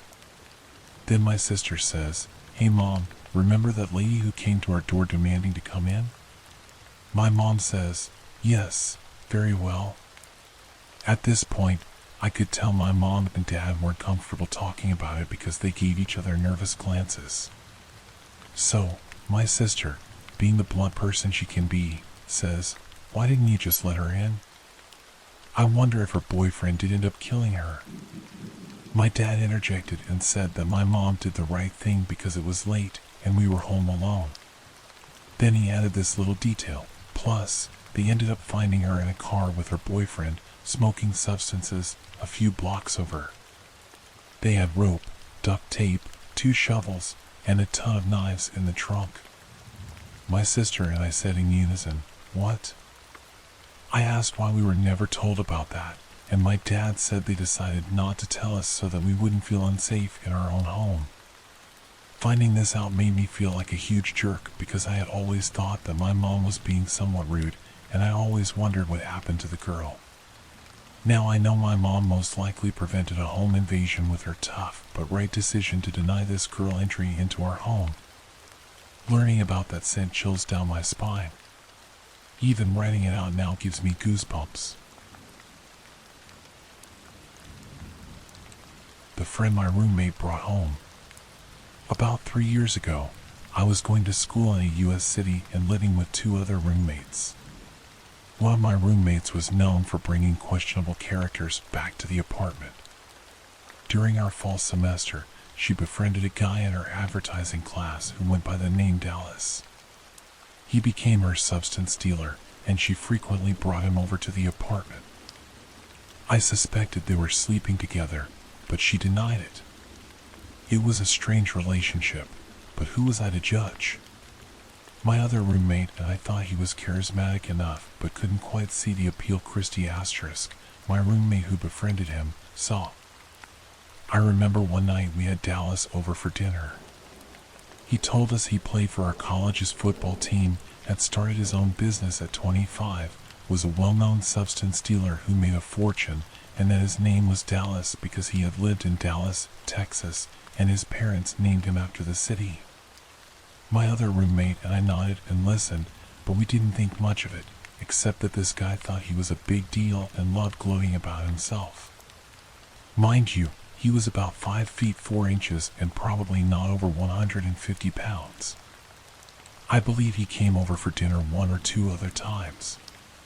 One time, my roommate decided to buy substances from him and went to his apartment off campus. When she arrived, she saw Christy passed out on a chair in the middle of the day in some random room in Dallas's apartment. When my roommate got there, he didn't even mention Christy being there. She shook Christy awake, and Christy, in a haze, basically told her to leave. My roommate recounted the story to me, and we both agreed it was strange, and that Dallas probably wasn't the safest person to be around. After a couple of months, Christy stopped hanging out with him. I remember her saying he got angry when she refused to sleep with him. I also found out that a friend of hers, who had known him for a long time, was engaged to him. Oh, and his real name wasn't even Dallas. Shocker. Fast forward 2 years. Neither I nor my roommate talked to Christy anymore. We were living elsewhere in the city, doing our own thing. One day, we got an alert on our phones about a girl who had just transferred to our college and went missing after leaving a campus bar the night before. It didn't take long, maybe a few days, before a huge story broke. The girl had been killed by someone she left the bar with that night. My roommate called me and said, "Dude, do you remember what Dallas's real name was?" I replied, "Yeah, I believe it was said name."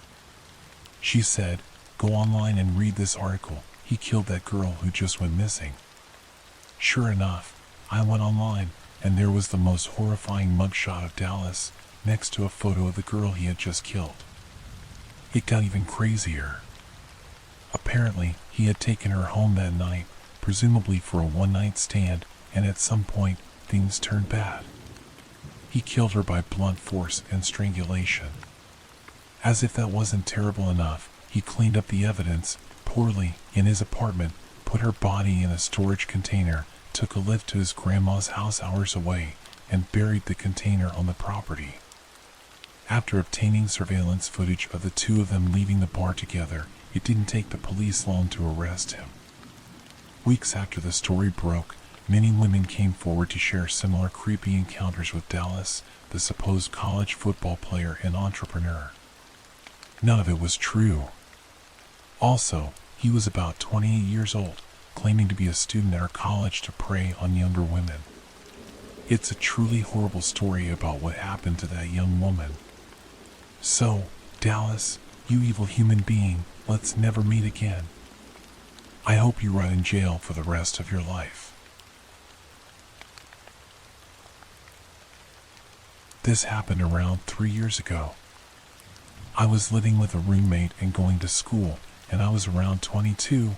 I'm a female. It was a weekday evening, and my roommate had informed me that she was going out clubbing and staying over at another friend's house. She had invited me, but I didn't really feel like going. Instead, I made plans to sit on my ass, watch junk TV, and work on homework. Around 10 p.m., I went to the gas station to get some candy and energy drinks. I remember that day pretty well because I had gotten out of classes pretty early and had just gotten my hair done, and I was feeling pretty confident and cute. I went into the gas station, and there were 3 guys, probably in their 20s, just lurking around. They just looked like your average frat boys, and I remember that one had shaggy blonde hair and was covered in tattoos. I noticed one of them nudge the other and nod in my direction as I picked out my snacks, but I didn't pay much mind. They paid before I did and left. After I got my stuff, I walked out to the parking lot and saw them sitting in a beat-up, crappy car, and all three of them seemed to be staring at me. I hopped in my car and headed back to my house, which was literally only a few minutes from the gas station, and they started their car and followed. I didn't think much of it, figuring they were probably just heading the same direction as I was. However, I lived pretty deep in a subdivision with a lot of turns, and after a minute of pulling in and making several turns, I noticed they seemed to be following me. I got nervous since I knew I was home alone, so I kept driving past my house. I pulled out of the neighborhood and back onto the main road, and they were still following. I just drove for a while, and they sped up and really started getting close. Then they started flashing their lights and actually pulled up next to me and rolled their window down. The part of me that has faith in humanity thought, what the heck? Do I have a low tire or something? But when I looked over and saw them leering at me, I knew it wasn't anything like that, and I immediately began to panic a little. We were on a more deserted stretch of road now, and they were swerving almost like they were going to hit my car, but I just sped up. All I could think was, should I drive to the police station? It's like 15 minutes away from here, and there's a ton of stoplights on the way. What if I have to stop and they block my car or something? Fortunately, by this point, I was getting somewhat close to my sister's house. She lives pretty close to me, about 15 minutes away, but in the opposite direction of the police station. My hands were shaking, and I was trying to navigate the road with these jerks speeding up and slowing down and trying to nudge me off the road, but I picked up my phone and dialed my sister. She answered on the fourth ring. Without preamble, I immediately asked her if Josh, her husband, was home. She sounded confused, but said yeah. Josh is in the military, and I knew he owned guns. He's a good guy, but we didn't really talk much, and I never felt particularly close to him or anything. Tell him to get his gun and come out to the driveway, please. By this point, I was near tears. I dropped the phone, and one of those guys threw something, I think a plastic Coke bottle, at my driver's side window when they sped up near me. I finally saw my sister's house and pulled into her driveway. The entire house was dark, no porch light, nothing. I was so messed up. I misheard her. They weren't even home, and there weren't any neighbors that would be close enough to run to. The guys pulled up behind me, so I couldn't back out of the driveway, and they all jumped out. They all started walking up to my car, and one of them even reached for the handle and yanked on it. By this point, I was fumbling for my phone again. Crap, crap, crap. Do I have a weapon in here? Should I grab my phone and try to run? Should I back over these jerks or just stay locked in the car? In the split second that I looked up, two things happened.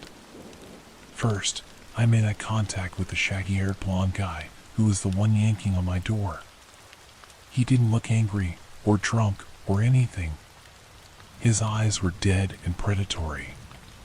While I was frozen in terror, he looked cold, like he had done this kind of thing before or something. The other guys were trying my other doors, but I couldn't break eye contact with the blonde, who was inches from my face and only separated by a glass window. Second, I finally saw a shape move behind him in the darkness, and I heard a loud bang. All the guys stopped and looked, and my hero, my brother-in-law, stepped out of the shadows, creeping up from behind the house. He pointed his gun at them and told them to get the heck out of there. They ran back to their car and sped off, screaming profanities at Josh and me. When they left, my sister ran outside and brought me in. The driveway scene sounds in writing like it took a long time, but in reality, it was only a few minutes. Because of that, and because of how dark it was, we didn't get the guy's plate number. We called the police, and they came out to get our statements.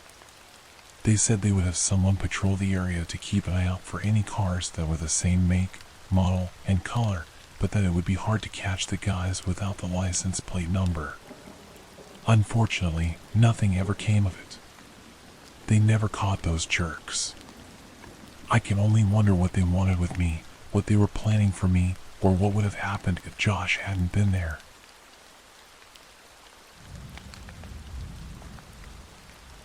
I don't like thinking about this incident, but it definitely belongs here.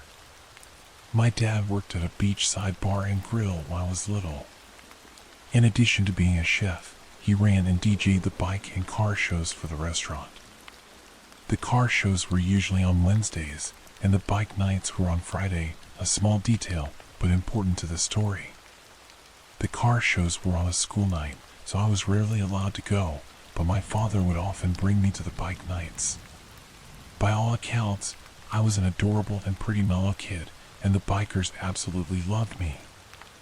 And yes, you might say that this was no environment for a little girl, but I learned a lot about loyalty and friendship from being around bikers. My dad told me that some of them would call into the restaurant just to ask if I would be there that week, and they'd often bring me stuffed animals and candy. My favorite of the bikers was a man that I affectionately called Uncle Teddy. He was a friend of my parents and an absolute mountain of a man, around 6 feet 8 inches and 400 pounds easily. He was an ex-Marine who loved his Harley and his cigars, and every week for 5 years, he would bring me a Butterfinger and a Beanie Baby. I was 6 years old the night it happened, 2003. My father had brought me to the bike show as he normally did, but I couldn't keep my eyes open past 8 p.m. The show didn't end until 10, so my dad had gotten into the habit of putting an air mattress in the back of the restaurant, and he and Teddy would check on me every 15 minutes. I was asleep when I felt a hand on my shoulder. It was a man that I'd seen around before, and he wasn't dressed in biker gear. He was wearing a short-sleeved plaid shirt and jeans and looked greasy, but not particularly scary. He smiled at me and told me that his name was Sean, that he was a friend of my dad's, and that my dad had asked him to drive me home. My parents had tried to ingrain stranger danger in me, and they told me 1,000 times to never talk to anyone I didn't know, but he knew mine and my dad's name, as well as the nickname everyone called me. I totally bought it. I got up, grabbed the flamingo Beanie Baby Uncle Teddy had given me, and started to walk toward the parking lot. Sean didn't have a bike, he had a very old 4-door sedan. He opened the back door for me, and I climbed inside. You know how in senior citizens' homes, they often have plastic-wrapped couches or chairs? That's what the back seat of his car was like, totally covered in plastic. I think now that it was probably so there would be no trace of DNA left behind. Sean started to drive away, and to this day I can't believe how lucky I got. He had parked the car behind the restaurant in a way that it wasn't immediately visible to the bike show, but as we pulled away, I saw Teddy heading through the door, presumably to check on me. He just happened to look up at that exact moment, probably to acknowledge the car, and I smiled at him. Uncle Teddy didn't waste a moment, didn't even stop to tell my dad what was going on. He got on his bike and was on that car's tail before we had even totally cleared the avenue that led out of the parking lot. The avenue that you had to take to get to the restaurant was long, about 1.5 miles, and then you had to go down another long road before you made it to the highway. Sean saw Teddy approaching in his rearview mirror and attempted to speed up, but he must have realized it was futile. He'd been seen, and Teddy had his license plate number and a good description. Sean stopped the car, turned around, and told me very calmly to get out of the car. I was scared by this point, and I didn't waste a moment climbing out and running to Teddy. Sean burned rubber driving away, and Teddy held me for a moment before putting me on the back of his bike and taking me back to my dad. By the time we got back, cops had been called, and they were surrounding the place. A lot of the show had emptied out, and my dad was sobbing and screaming on the sidewalk outside of the restaurant. I'll never forget that moment. I ran up to him, hugged him as tightly as I could, and then the rest is all a blur. I talked to cops, I talked to my dad, I I even went down to the station and spoke to a sketch artist. I didn't get home until around 2 a.m. Teddy never left my side. An APB was put on the vehicle, which had been reported as stolen. The sketch circulated around the local news stations, but it didn't turn up anything concrete. At one point, I was asked to look at a lineup, but none of them were him. Fast forward about 8 years. I was 14, and my dad decided I was old enough to know what happened. Sean had been spotted lurking around the bike show a few times before that night and was a customer at the restaurant fairly regularly. He knew my nickname because he had been watching me for over a month. He knew my schedule and consequently how often Teddy and my dad checked on me. When his evil plan was botched and Teddy brought me back to the show, everyone had left. I had assumed it was because the police had been investigating a crime scene, but I was wrong. They were all out looking for Sean. Teddy told them the make and model of the car with a description of Sean, and one of the guys thought that he sounded like a guy that frequented one of the biker bars downtown. I remember my dad paused for a long time, and I asked him what happened after that. They found him, he said.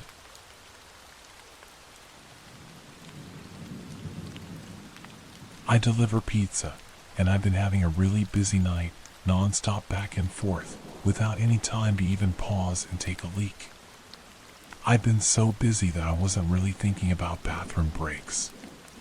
But we're also going through a bit of a heat wave in our area, so I've been drinking copious amounts of water.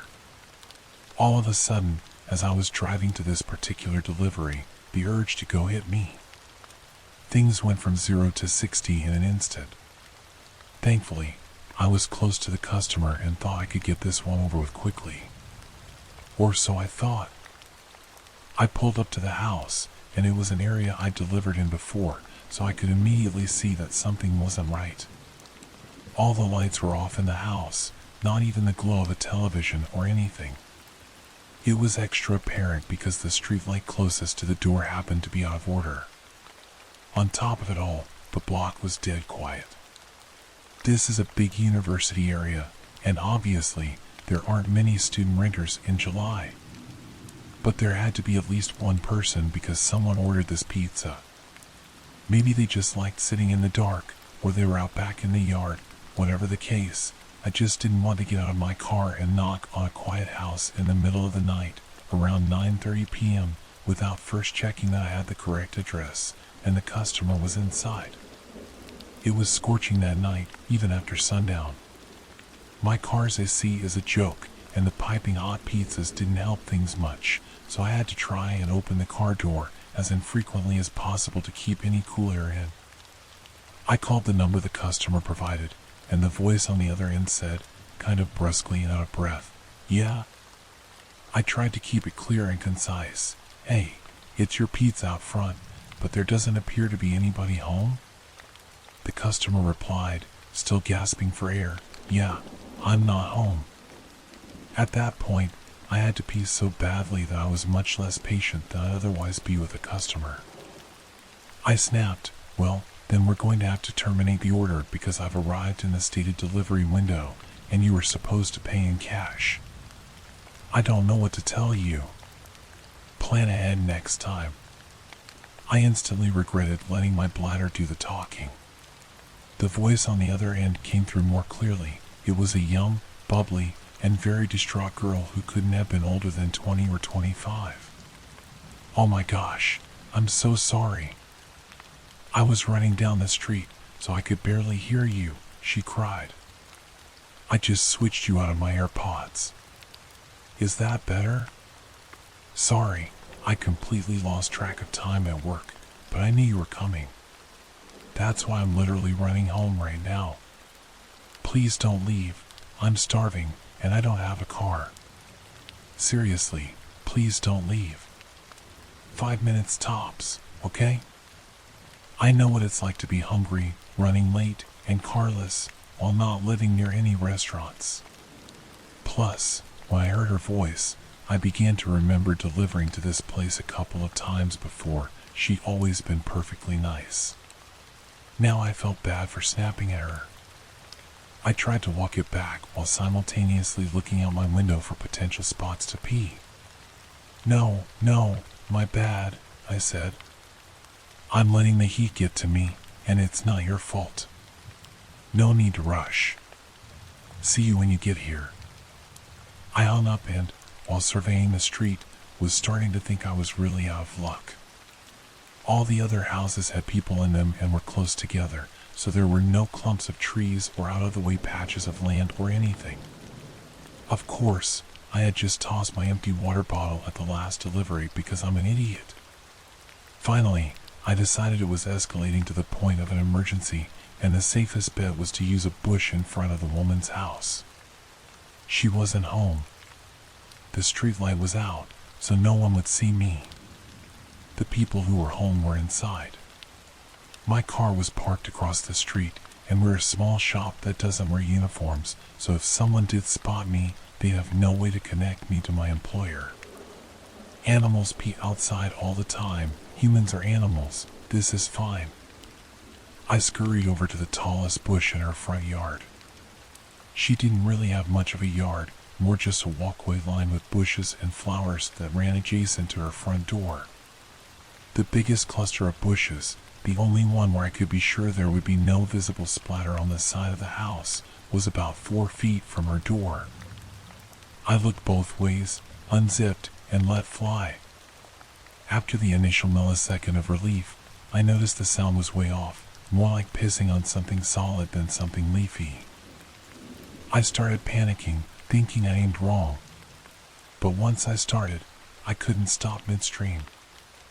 I kept squinting into the darkness to see if I was hitting a key rock or something and could just move a few inches over. Instead, all of a sudden, I heard a way more concerning noise, a deep voice exclaiming, "What the heck?"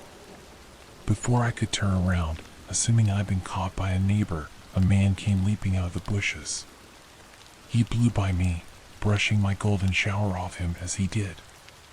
He spat emphatically on the ground, so I think I might have hit him right in the face.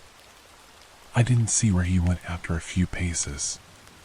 Though this next part is kind of a blur, I remember hearing a car screech out from a bit farther away after a minute. By that point, I'd gotten some night vision, so I was able to make out his height, build, and outfit, but only the most general details of each. I was in such shock that I didn't even put my pants away. I just stood there, trying to figure out what had happened. The reality was so terrifying that my mind refused to accept it and impulsively searched for a reasonable explanation to make everything okay. I thought, could these bushes lead to some backyard area and just look like they were against the house? Could they have been obscuring an open window? My inner voice was desperately screaming, "Bruh, that man was wearing a hoodie in 90-degree weather. That was a bad man. You're in a bad situation." But the very idea that I was within inches of a guy who would be hiding in bushes at all, let alone in front of a young woman's house at night, wasn't something I was ready to grapple with yet. I was coping by not coping. My fight or flight response totally failed me at that point. My dumb self did the absolute last thing I should have done. I approached the bushes to try and validate this theory. There must have been a good reason for a man in a hoodie to be behind these bushes in the middle of the night. I walked over to the side, turned on my phone flashlight, and tried to peer around the line of shrubbery. Pro tip, as scary as things may look in the dark, seeing them with a single beam of your flashlight can sometimes make it even worse. That's why I saw the bag. There was a tattered drawstring bag sitting behind the bushes, slightly splashed with pee. But I was in such a moronic daze from shock that I groped around for it, thinking, see? This is it. This will explain why he was back here. It explained it. Once I maneuvered it over and pulled it open, I saw a sharp knife, a roll of duct tape, and a bottle of substances. The delusions officially broke at that point, and all the adrenaline, endorphins, and self-preservation instincts that had been suppressed kicked in 10 times over. I became whatever the opposite of dazed is. I was more laser-focused than I had ever been in my life, with one singular goal: get back to my car. I dropped the bag, booked it across the street, got in my car, and slammed the pedal to the floor before the door was even all the way closed. I went as far as I could as fast as I could until I hit a red light. Then, I pulled off to the side and realized I shouldn't be driving any more than necessary in the condition I was in. I pulled into the parking lot of a 24-hour pharmacy and took a breath. I was finally calm and coherent enough to zip up and formulate a plan of action. My first lucid thought was, who do I call first, the police or the girl whose house that was? I thought about it for what couldn't have really been more than 10 seconds but felt like an hour and decided, okay. I'm in my lot car with the engine running. If trouble starts, I can drive away. I know something's up.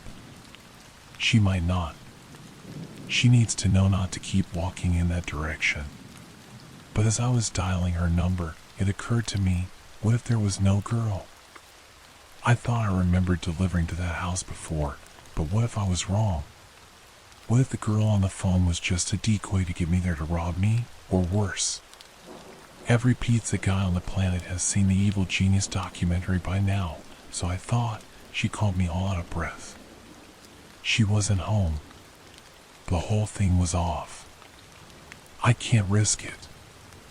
I'll start with the cops. I called 911. The operator was very helpful in keeping me calm because I was a complete wreck by this point. He kept assuring me that someone would be there soon. I kept telling them they had to get there before the girl did, but I was trying to express 3 thoughts at once, really damaging my own credibility. It came out more as, you've got to save this girl because he wasn't after me. I was just delivering a pizza. Unless they were after me, in which case there might not be a girl, but I talked to one on the phone, so you should find that girl because they used her to lure me there. But if she's real, she doesn't know about the guy, who is also real, and there could be more guys if there's actually a girl. And you know what? Even if there isn't a girl, there might actually be more guys. I only checked one part of the bushes, so I don't actually know. But we'll know which guy is the one I saw because I peed all over him, you know. I didn't mean to. This was back when I thought the girl was real but not home, but she might be real, so you really need to find her if she is, because the guy was real. Finally, they basically just asked me to stop talking and stay on the line. But that was when I saw an incoming call from the customer. I couldn't answer it without disrupting my 911 call, so I just ignored it. But then she sent me this text, "Hey, I'm here." I told 911 she was there, and they said officers were only minutes away. But who knows how long that meant, especially after I'd given such a scattered account of the events in my panic. I just felt overwhelmed with guilt because my rational mind said the odds of her being a decoy for some large scam targeting pizza guys were low, and the odds of her being the intended victim of a predator were high. So, I put my 911 call on mute, where I could hear them, but they couldn't hear me, and turned back, heart absolutely pounding out of my chest, compulsively muttering, "Damn, damn, damn," the entire way. Then I took 911 off mute and told them I had returned to look for the girl. They weren't happy about that, but I saw her meandering past the parked cars in the street, looking to see if one was mine. I waved her down, flashing my brights. She bounced over to the window of my car, happy-go-lucky. I figured that was a good sign she wasn't in on whatever this was. But I was just so scared to be back in the general area, not knowing what had just happened or what was going to happen. I kept whispering, "Get in. Get in." And she was like, "Get it? Huh? Oh. You want me to get the pizza from the back?" I didn't want to make the same mistake with her that I had made with 911, so instead of trying to tell the whole story, I stuck to the bare basic facts. There was a man in your bushes. I'm on the phone with the police. I don't know where he is right now. Please get in the car so we can lock the doors. I was barely able to get even those sentences out, and I was shaking like I had 10 cups of black coffee. I held up my phone with 911 on the call screen to verify it for her. I thought that was why she got in the car with no further explanation, but it turns out that wasn't entirely it. You still there? Is she with you? Are you safe? Is anyone else there? 911 kept checking in, not knowing who the third party I was talking to was. I reassured them, and we drove, more cautiously this time, to a location 911 instructed us to wait to speak with police after they cleared the area. I didn't actually have to do much after that. The police came pretty soon after. A police car met us. I gave a statement telling them everything I observed, and she went to go speak to more officers in more detail than they needed me for. It turns out the reason she got right into a strange pizza guy's car without probing any deeper into my story was because she knew who the man was right away from my description. She had an abusive ex-boyfriend who was apparently psychotic enough that he immediately came to mind from hearing, "There's a guy in your bushes." She later called us to thank me and insisted on leaving a huge tip. I wasn't there when the call came in, so the kid who answered didn't know to refuse to accept the money. But the manager already promised that the next time we see her, we can load her up with enough one free pie cards to last a lifetime. Easily the scariest thing that has ever happened to me, on the job or off. I don't get the chance to tell the story much because I try to avoid sharing it with anyone who could possibly know the girl or know the event. But I'm still not the same since. Even though I know he didn't even have anything to do with me directly, this truly shook me to my core. This story takes place several years ago, when I was in 7th or 8th grade, 12 to 13 years old. My school, like most others in the area, allowed 7th and 8th graders to go out for lunch on Fridays, provided they brought in a note from their parents that morning. We were given an hour, from 12:45 p.m. to 1:45 p.m., to leave school property, grab some food nearby, and roam around the neighborhood. One Friday, during what I think was spring, it was a pleasant temperature, though possibly rainy. I and two of my girlfriends decided to walk to the local Asian grocer for Chinese food from the hot table.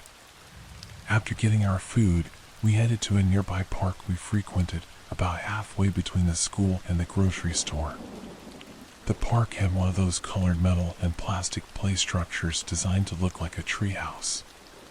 We decided to eat on the platform beneath the green plastic foliage of the play structure. It was a fairly large park. One section had wood-chipped play structures and a swing set, with picnic tables scattered in between. Beyond that, there was a baseball diamond and a wide-open field. On one side of the field, there was an incline leading to the fenced backyards of houses, while on the opposite side, a small creek bordered the park. The creek was shallow, about half a foot to a foot deep, with a walking path and a strip of grass dotted with benches and garbage cans. Across the creek was the parking lot of an abandoned hotel. The hotel, which had been empty for years, stood 4 to 5 stories tall with boarded-up windows. Rumors said everything inside had been left untouched and that homeless people often took shelter there. Adding to the eeriness, the creek ran under one of the roads, creating a long, heavily graffitied concrete tunnel. It was tall enough for us to stand in at age 12 to 13, but required taller people to crouch slightly. That day, everything seemed normal as we sat on the play structure, eating our Chinese food and sharing a big family-sized bottle of Sunny D. We didn't have enough money for separate drinks. Everything was fine until we saw an elderly woman emerge from the creek and through the brush, heading in our direction. This was no ordinary old woman. She was hunched over a walker, moving slowly. She had white or gray curly hair with a scarf tied around her face, large sunglasses covering much of her face, and several layers of clothing, which seemed excessive for the season. What made us uneasy was how she bypassed the pathways and headed directly toward us. She stopped right in front of the play structure ladder, which had just 3 to 4 steps leading to the platform where we sat. It was odd because someone using a walker wouldn't be able to climb the ladder. At this point, we were too close to whisper to each other without being overheard. I noticed something unsettling, her smile. It wasn't the toothless or dentured smile you'd expect from an elderly woman. Her teeth were young and perfect, almost like they belonged to someone much younger. The scarf and sunglasses obscured most of her face, but the exposed features didn't match her supposed age. We were alone in the park. No one else was around. Then, my friend's dad called her at just the right moment. She announced aloud that her dad was around the corner and about to pick us up. As soon as she said this, the old lady stood up straight, picked up the walker, and ran out of the park. What we saw was no longer a hunched-over old woman. The person, now visibly taller and more agile, sprinted away effortlessly, carrying the walker like it weighed nothing. Later, my friend revealed she had faked the call. She'd used her iPod Touch's sound settings to play her ringtone by adjusting the volume slider. The trick worked, and it convinced the old lady to leave. We all agreed the person had been a man in disguise. Their height, movements, and overall cadence gave it away. It was clear they had intended to appear non-threatening to approach us. What they planned to do after remains a mystery, and I'm thankful we never found out. The moral of this story is that if you ever feel unsafe and can't call someone, at least pretend to. Sometimes, the appearance of having help nearby can be enough to deter someone with bad intentions. To the creep disguising yourself as an elderly woman, let's definitely not meet again.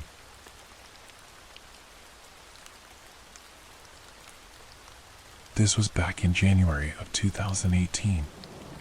It took me a few years and a little therapy to be able to talk about it. I am okay now and thought I would share. I was part of a study abroad program in Bangkok, which was awesome for the record. Not long after being there, my fellow students and I went out for a night on the town. After a night of drinking and running amok in Bangkok, we somehow ended up in a back alley illegal strip club. Here's where I think it is important to mention that I am female, and I was the only female in the group that night. I saw things that I will never unsee in the 15 minutes we were there, and it honestly keeps me up at night once in a while. Let's just say that it was pretty obvious the women did not want to be there. Very quickly, I also did not want to be there. About 5 minutes into this really misguided decision, I realized that two guys from my group are talking to a guy in a red polo shirt. Oh man, there are many guys in red polo shirts scattered throughout the room, and none of them look very pleasant. One of my buddies, let's call him M, comes back over to me laughing, points back at the red shirt, and says, "Hey, he's trying to get me to sell you to him for $10 American, but I keep telling him you're worth more. $10 is the highest he says he will go." I have never noped out of a situation so fast in my entire life, and everyone went with me.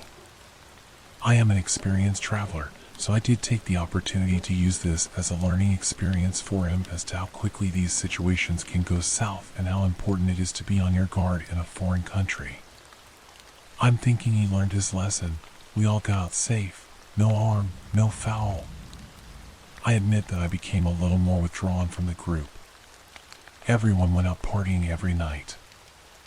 I went to school, occasionally ate out, did some daytime shopping at the markets, or hung out in a high-end spa near the hotel. For like $20 to $50 American, you can get pampered like a queen, and a broke college kid took advantage. 2 other girls joined me on my adventures, and we had a great time overall. Before we were scheduled to return back to the States, my other classmates, okay, it was all them, finally convinced me to go out for a night on the town with them to some strip. People were eating scorpions on a stick. Some dumb girl from Australia who had joined our group took a hit of some gas they were selling on the street and threw up everywhere. People were packed in elbow to elbow, and there was a lot of rave-style lights/music. Sensory overload. I figure that I am with a group of 20 people from the US and Australia. If there was a time to drink and party in a foreign country, this is it. So the drinking started. The party began. With drinking, eventually comes the need for a restroom. so I told him I was going to find one and I would be right back. M chose that moment to be a diva, start hammering back drinks and demanding everyone's attention. I might have been gone 10 minutes, tops. I come back, and everyone is gone. I got the story later that the Aussies left, and the rest of my group had to chase down him when he ran off in a drunken display for attention. So I walk over to the entrance of this strip where we were dropped off and sit on a picnic table near all the cabs to wait for my group. 2.5 hours go by. It's almost 1 a.m., the street is still packed, and I have seen no one from my group. I'm starting to get a little concerned because I have no idea where we are really. The others had been coming to this strip every night, and it was my first time. Fuck. Okay, experienced traveler. I don't even have the address to the hotel written down in English or in Thai, and I don't speak freaking Thai. Luckily, I haven't had a drink in 2.5 hours, so I am pretty stone cold sober at this point. I have been here long enough to know that taking a tuk-tuk, open-wheelie cab thing is much cheaper than taking an actual cab, but not long enough to realize that taking a tuk-tuk at 1 a.m. alone as a female is a bad idea. I show the driver my room key. Oh, the naive child I was. We negotiate a price. I hop in. But he goes in the opposite direction from where our cab came in from to drop us off initially. And we took a highway to get there, but my tuk-tuk driver is on all residential streets. Then, he hits an alley. Okay, I am on red alert right now. He stops. I am poised, ready to strike should I need to, and next to me on my left, a garage door rolls up, one of those readily pull-up/down by hand ones, and a group of men comes out. One of whom is holding a blue purse. I stuck around just long enough to watch him start walking over and unzipping said purse as he moved, and I bolted. I barely shook off the tuk-tuk driver, just kept putting one foot in front of the other, crying because I couldn't breathe and thinking to myself, I am going to die because I couldn't be bothered to go to a gym. I ran until I saw it. The familiarity of home. A 7 to 11 in the middle of this Thai neighborhood. I'm hysterical as I come through that door like the Kool-Aid man himself. The cashier starts yelling at me to get out in Thai, and I'm yelling in English that my tuk-tuk driver tried to sell me and I'm not going anywhere. We go at it for a minute or two of me begging him to help me. And this little, tiny 4-foot elderly Thai woman comes up to me with an equally tiny grocery cart full of 2-liter bottles of Pepsi. She takes my hand and my room key. She never says a word to me, not a single word. She leads me outside, hails a cab, has a solid 60-second conversation with the driver, and pushes me into the back seat. The scariest part of my entire night, though, was that 15-minute cab ride back to my hotel. Not knowing if this little Thai woman had sold me out or sent me home to safety. The cab driver had to stop and ask for directions about 3 minutes from the hotel, and that was probably the moment I knew this was going to affect me mentally. The ride cost me $10 American, and I tipped him $60, for not selling me into human trafficking.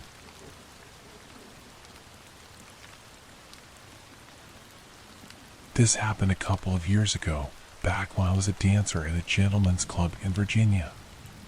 It was the most upscale place in the city, but it still more or less catered to a regular clientele. There was a man named George who used to come in to see me a couple of times a week. He'd buy dances and VIP rooms and always tip me really well while saying things like, I can't believe you don't have a boyfriend, and when are you going to let me take you out to dinner? The thing is, I did have a boyfriend. However, much like my real name, my personal life is not anyone's business, and strip clubs are a fantasy environment. If these men knew that I had a boyfriend and a life outside of dancing for them, I probably wouldn't have made as much money as I did. One night, I was getting dressed to leave, and I was excited to get home because my boyfriend had just come back from the tour he was on. He was in a band and was waiting for me at home. The club closed at 2 a.m., so I was usually walking out of the door into my car around 2:30 a.m. Usually, we have a bouncer walk us out, but since it was a slow night, we only had one bouncer still on the clock, and he was off doing something. I was in a hurry, so I just ran to my car alone. As soon as I started my car and turned out of the parking lot, another car turned its lights on and pulled up behind me. I didn't think too much of it and continued on my way home until I realized that every turn I made, the car also made. He followed me onto the highway and then onto my exit. My boyfriend and I lived on the outskirts of the city in a heavily wooded area where houses are pretty few and far between, so as soon as the car took the same exit onto the gravel road that leads to the area my house is in, I called my boyfriend. Now, my boyfriend at the time was a really big guy, and he had a really bad temper. As soon as I pulled into our driveway, with the other car still behind me, he ran out from behind his tour van with a baseball bat and two of our dogs following close behind. He told me to stay in my car, so I was trying to see who was following me without actually getting out, and, of course, it was George. My boyfriend managed to hit the hood of his car with the bat before George could reverse down the gravel road and disappear. I was scared because he knew where I lived now, but my boyfriend assured me that there was nothing to worry about anymore and that he had most likely adequately deterred George from ever coming back. I mean, I guess a huge, tattooed guy with a baseball bat and two giant pit bulls is a pretty good deterrent. I told the managers at work about the incident the next day, and they banned George from the club. A couple of months later, he had tried to come in, but the bouncers had stopped him, and his only explanation was, "I thought she didn't have a boyfriend." "Dad, there's a man barking at our dog." This is a fun story of a weird person under the influence of substances who visited my home one evening. When I was a pretty young kid, about 7 or 8, I woke up late at night because I heard some strange noises outside, scuffling and odd sounds. I climbed up onto the dresser in my room to peek out the window, which gave me a good view of our backyard gate. It was chain link and directly adjacent to the front door of the house. Our house was a weird ranch style, so the front door was on the side. Our Rottweiler was making low, huffing barks and growls that sounded strange, and he was pawing at the ground. This much I could see in the moonlight. Everyone else in the house was asleep, so I moved into the den, the room next to mine, and climbed onto the back of the couch to look out that window. From there, I was probably 20 feet closer and could now see that a man was on all fours, pawing at the ground and imitating the dog's barks on the other side of the fence. I felt uneasy and went to my parents' bedroom, which was scary because I had strict instructions not to bother them at night. In hindsight, bad parenting, because I took that to heart and questioned if this was worth waking them. I guess I had been a big pest with waking them up at night, so they told me something along the lines of, "If you wake up and aren't on fire, leave us alone until morning." But I felt uneasy enough to break the rule. I stood next to my sleeping father and said, "Dad, there's a man outside barking at the dog." Half asleep, my father mumbled something like, "You're dreaming. Stop this nonsense." I said, "No, for real." So he got up, peeked out the den window, and flew into action. Holy crap, there actually was a guy out there.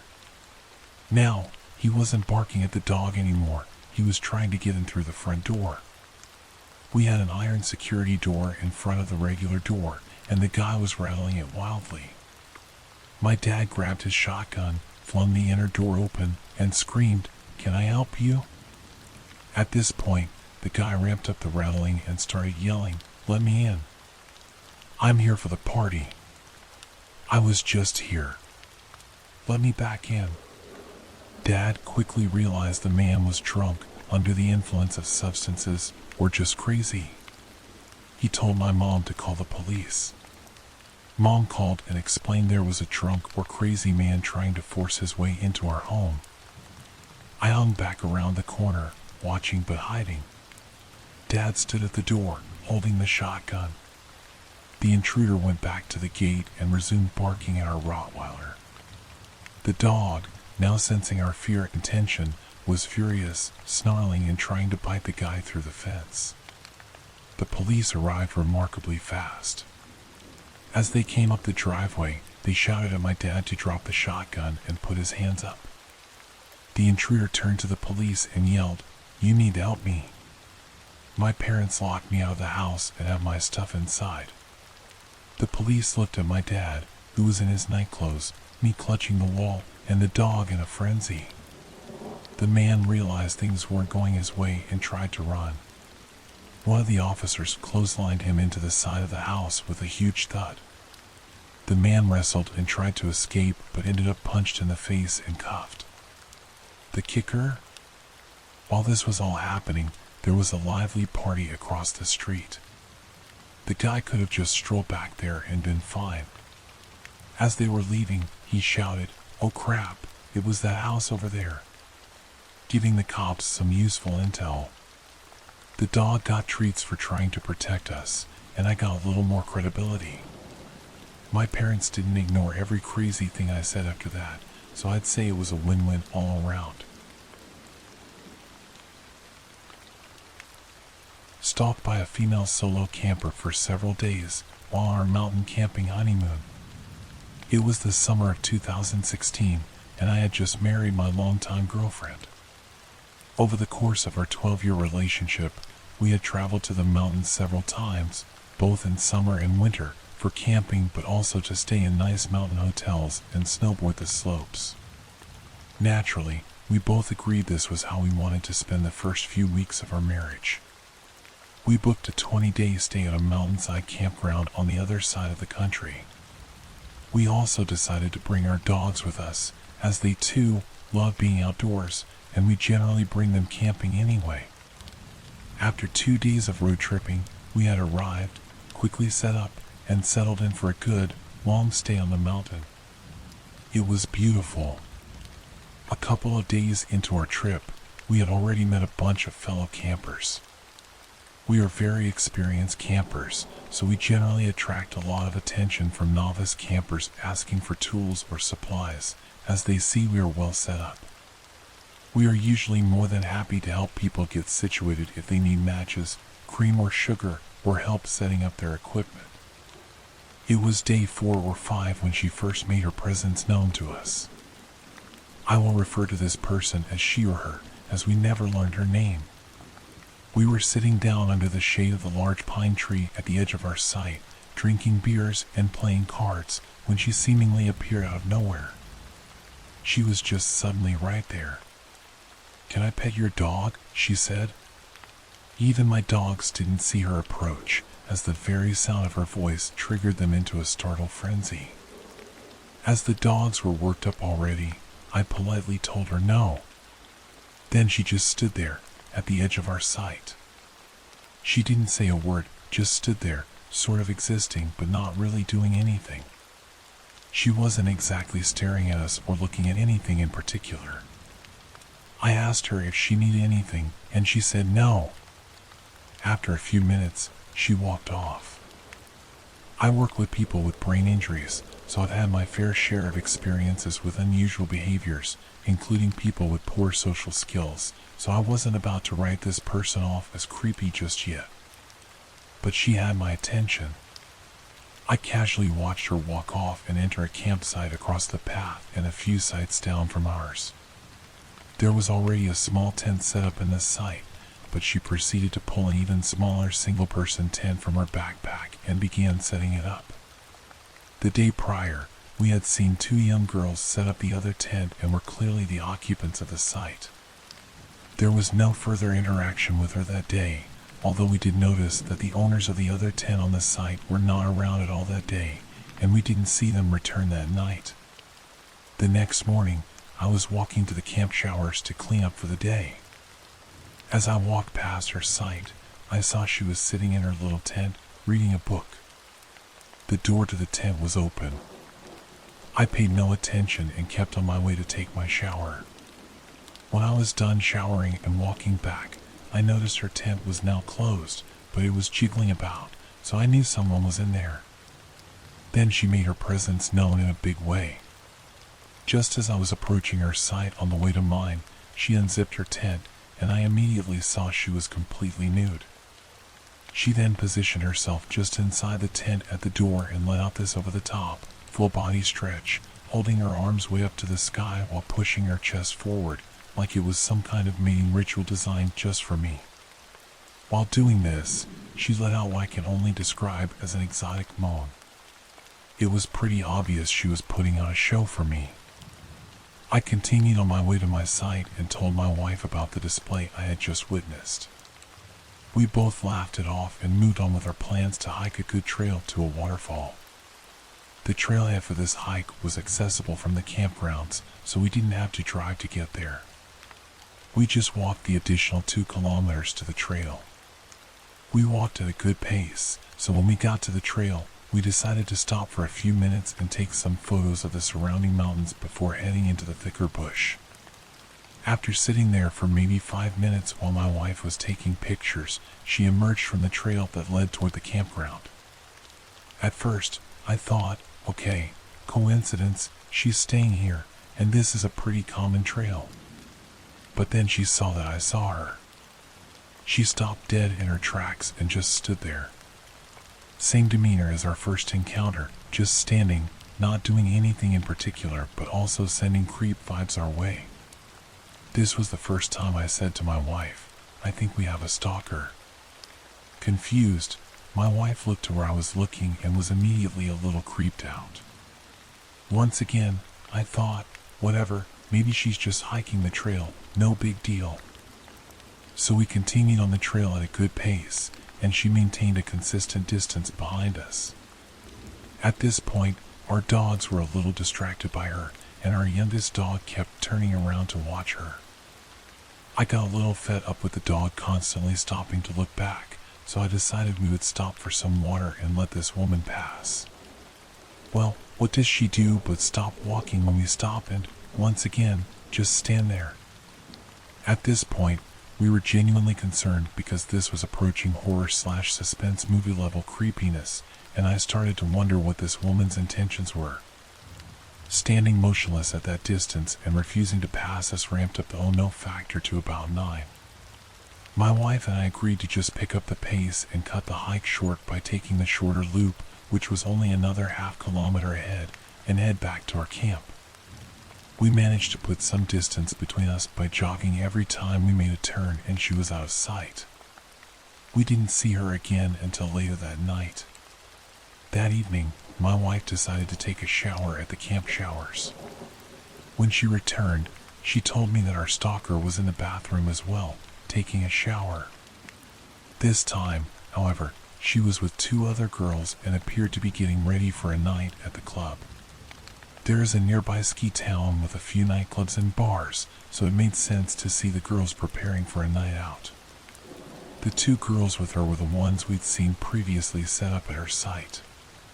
My wife explained that she quickly noticed the 2 girls and our stalker didn't seem to know each other well. It was clear the 2 girls were close friends with plans to go partying, and our stalker was trying to make friends and had seemingly invited herself along. Now, we know the ski town well, and the girls kept reinforcing that they were meeting at a specific restaurant before heading to the bar. It was around 10:30 p.m., and we knew the restaurant they mentioned was closed at 10 p.m. They were lying to her about their plans. The stalker kept asking, "Are you sure it's this place? Are you sure?" They convinced her, and she left to her tent to finish getting ready while the 2 friends stayed in the bathroom to do their makeup. My wife explained that after the stalker left, the 2 friends mocked and made fun of her. They were young 20-somethings acting like little kids in elementary school. My wife doesn't tolerate behavior like that, creepy stalker or not, and felt compelled to say something. She called the girls out for their actions. The girls, putting aside their mean-spirited behavior, explained that the stalker had set up her tent on their site while they were staying with a friend in the ski town. When they returned, they found her living at their site without permission. She had simply taken a little corner of their site without knowing them at all. The girls said they were upset and trying to make her uncomfortable so she would leave, but she wouldn't budge. When my wife asked why they didn't report her to the park warden, they said they were leaving the next day and didn't want to make a big deal out of it. Whatever happened between them, the fake dinner plans, and the clubbing is unknown to us. Around 3 a.m. that night, we were all awoken by a blood-curdling scream right outside our camper. At first, I thought that must be a wild animal. My wife was trembling, the dogs were barking, and I was startled but curious. I peeled back the window cover and saw her standing motionless on the path outside our trailer. I had the window cover down maybe 8 to 10 centimeters when she appeared to make direct eye contact with me. My heart rate spiked. What in the world? After gazing in my general direction for what felt like an eternity, she calmly turned around and walked to her tent. I made sure our trailer was locked. After an hour and a stiff drink, we managed to get back to sleep. The next day was Friday, and we had friends coming up the mountain to spend the weekend with us. We hadn't seen them in a while, so we were excited to catch up. They weren't in our sight for more than 15 minutes when, as they were setting up their tent, she mysteriously appeared yet again. Bam, there she was. This time, however, she was actually on our sight. I hadn't had a chance to warn our friends about her before she arrived, so they were a little more friendly than I was. She asked me again if she could pet my dog, who was barking at her throughout this. I said something like, "She isn't being very friendly toward you right now, so I'd prefer if you didn't." She didn't pet my dog, but just stood there, staring at me like she was contemplating how to dismember my limbs. She notices our friend's tent brand as he is still setting it up and comments on how it's the same model as hers, although with a larger sleeping capacity. My buddy, having picked up on the creepy vibes and my general displeasure with her presence, just gives her an, "Oh, yeah, cool," and keeps setting it up. Well, she starts grabbing at the tent pegs and picks up the hammer, saying she'll help him set it up because she has experience with it. My buddy declines and asks for his tools back. Cue the unsettling, emotionless stare down, but this time she has a hammer in hand, adding to the oh no factor. She literally just drops everything right there and runs off. I go on to explain the last few days to our friends, and they agree we need to keep an eye on her. By this time, the 2 girlfriends whose site she had hijacked were packed up and gone. It's now Friday night, and we've been drinking all day, so we're feeling pretty good. It's maybe about 11 p.m. when she walks over to our site again. She says, "Hey, you guys seem to have a lot of extra room with the tent and the camper. Do you think I could stay with you guys tonight? We could have a lot of fun in there together." My buddy, feeling pretty good from all the day beers, is pretty forward when he replies, "Did you just propose something like that to us?" The whole time, I'm just sitting in my camp chair with my whiskey, taking this all in. She hadn't really taken notice of me at all so far. Then, she smiles, turns her head, looks directly down at me, and says, "I like your friend." She then turns around and walks away into the darkness of the night toward the forest. What the heck? We were all now terrified she was going to return. I decided right then and there that if we saw her again in a creepy fashion, I was calling the park warden. This was getting ridiculous. The night was winding down, so we all decided to walk together to the bathrooms to clean up for bed. My wife pulled on my hoodie and said, "Babe, look." I looked over to see that the site she had set up on was completely destroyed. Stuff was everywhere, garbage, clothing, food, just scattered all around. I thought, okay, this is weird. Could this have been a bear? No, we would have heard it. Then I noticed that the tent was gone. She was gone and had left the site in complete disarray. As luck would have it, the park patrol was completing their fire rounds and was at the messed up site when we were returning from the bathrooms. We told them there was a girl staying there who had been acting erratic, and we suspected she was squatting on the site based on our conversation with the 2 girls earlier in the week. We didn't see her again for the rest of our trip until the last full day. There is a great little lookout point not far from our site, which has amazing views of the river and valley below, and it was a perfect evening to see the sunset behind the mountains. It was a lovely final send-off to an otherwise beautiful honeymoon. Just when we thought we were done with her, she emerged once again from seemingly nowhere. We were sitting on a couple of chairs bolted in place at the viewpoint, taking pictures of the valley below. As my wife was looking through the camera viewfinder, she picked up on the woman in the distance. She was standing in the woods a little ways down the mountain toward the valley, watching us. As her final act, she walked up the mountainside and sat right beside us on a boulder next to the chairs. She said nothing, just sat there. My wife had the brilliant idea of asking me to take one last picture of the scenery and gave me a little wink. I picked up on her idea right away and positioned myself so this woman would be in the picture. My wife wanted this lady's photo in case something bad happened before we could leave the area. We took our final look at the beautiful scenery and headed to our camp for the night. We didn't see or hear from her again. Upon reflection, we agreed this woman had some serious mental health issues. She had zero social skills, and we had witnessed her attempt to make friends with the two girls who had mistreated her earlier in the week. That being said, she did things far beyond the realm of acceptable social awkwardness.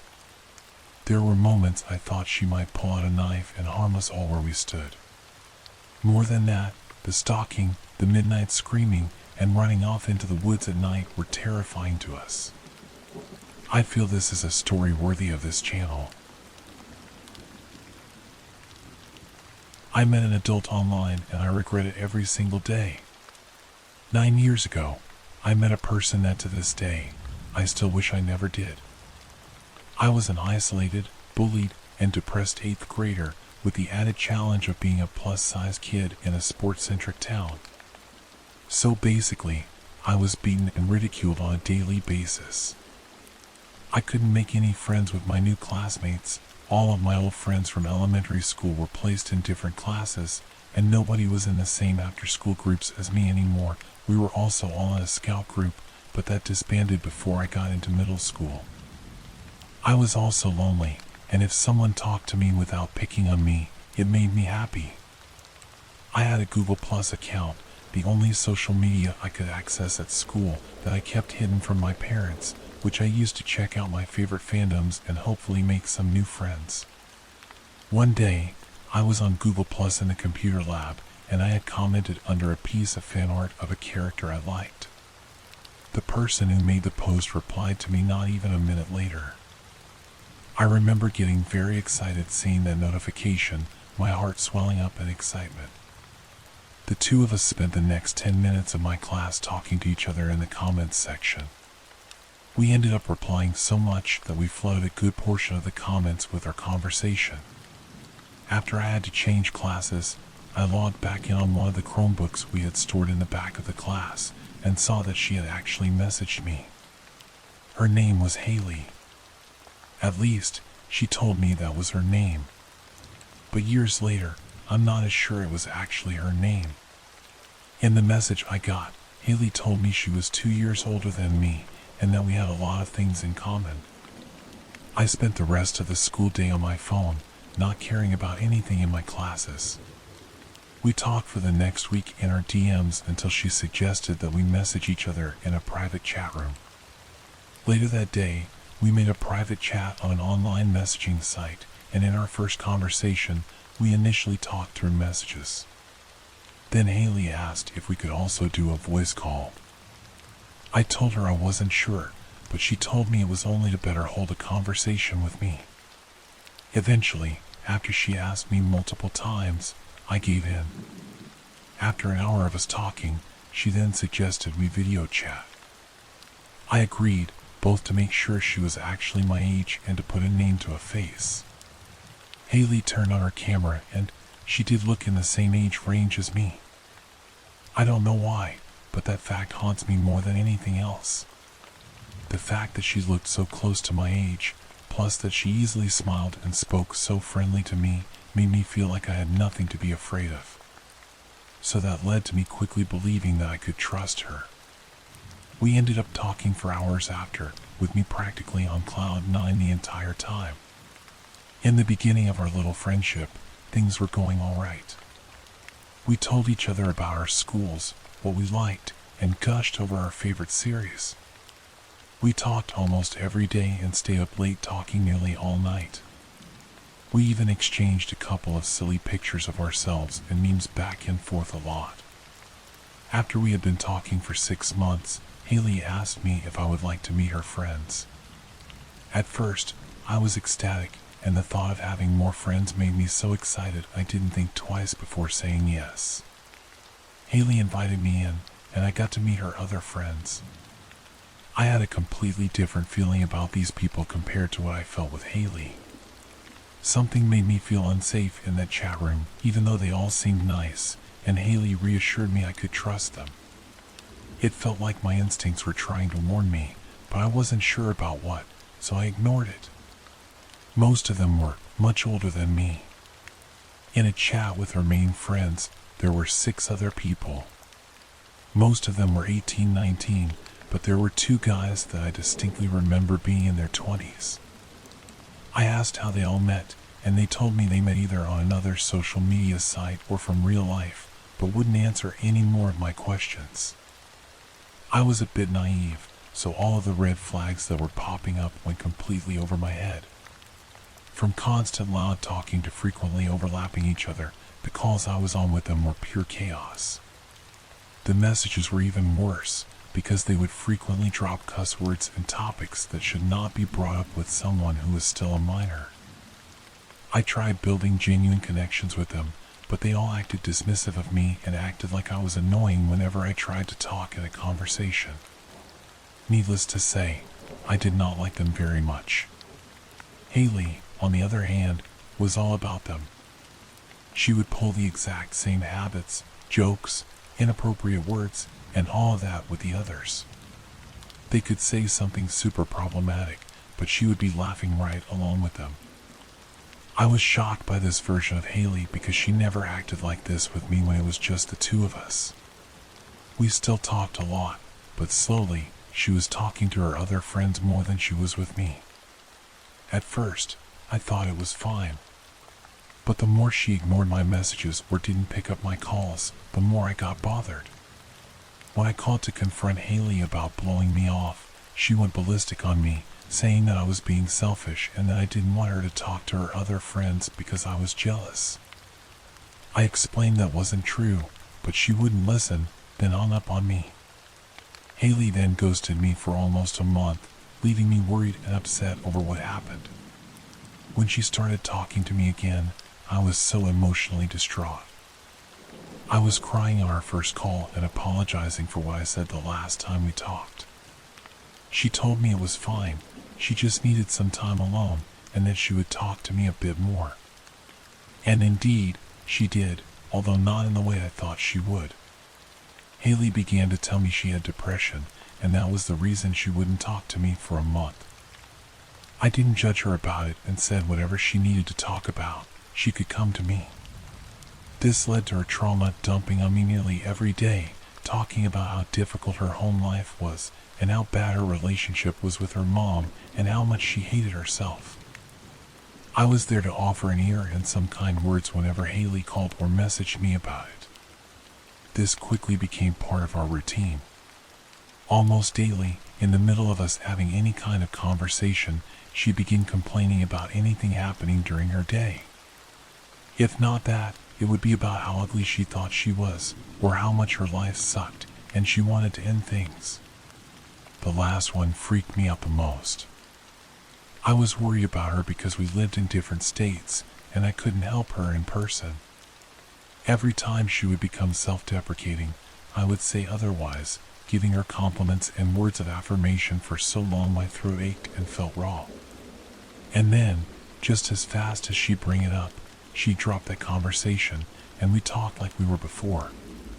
Haley also began calling for long periods of time and messaging me late into the night. Phone calls would stretch for hours at a time, and her texts would come in until 3 or 4 in the morning. The thing was, it was mainly her talking now. Every phone call, she'd take over the conversation. If I didn't message her back quickly enough, she'd spam multiple texts back to back faster than I could read them. I would try to end them myself, but every time I would try, Haley would chastise me for wanting to leave her conversation when not long ago I wanted to have her attention. She basically guilt-tripped me back into talking to her, and it worked. Even if I had lost interest in our talks or didn't want her to message me during class, I would still let her talk and reply. At least I still had her attention, and she still wanted to talk to me. This all went on in a cycle for 2 years, and it left me feeling more anxious and exhausted than anything else ever did. It felt like we had nothing in common anymore, and she either ghosted me for a week or spent the entire weekend texting me nonstop. The topics of her self-worth also got worse. They escalated to her messaging me goodbye, or "I can't live like this anymore," without responding to any of my following messages or calls. Alongside that, she would send me pictures of her, marking herself, telling me about how it felt to do it.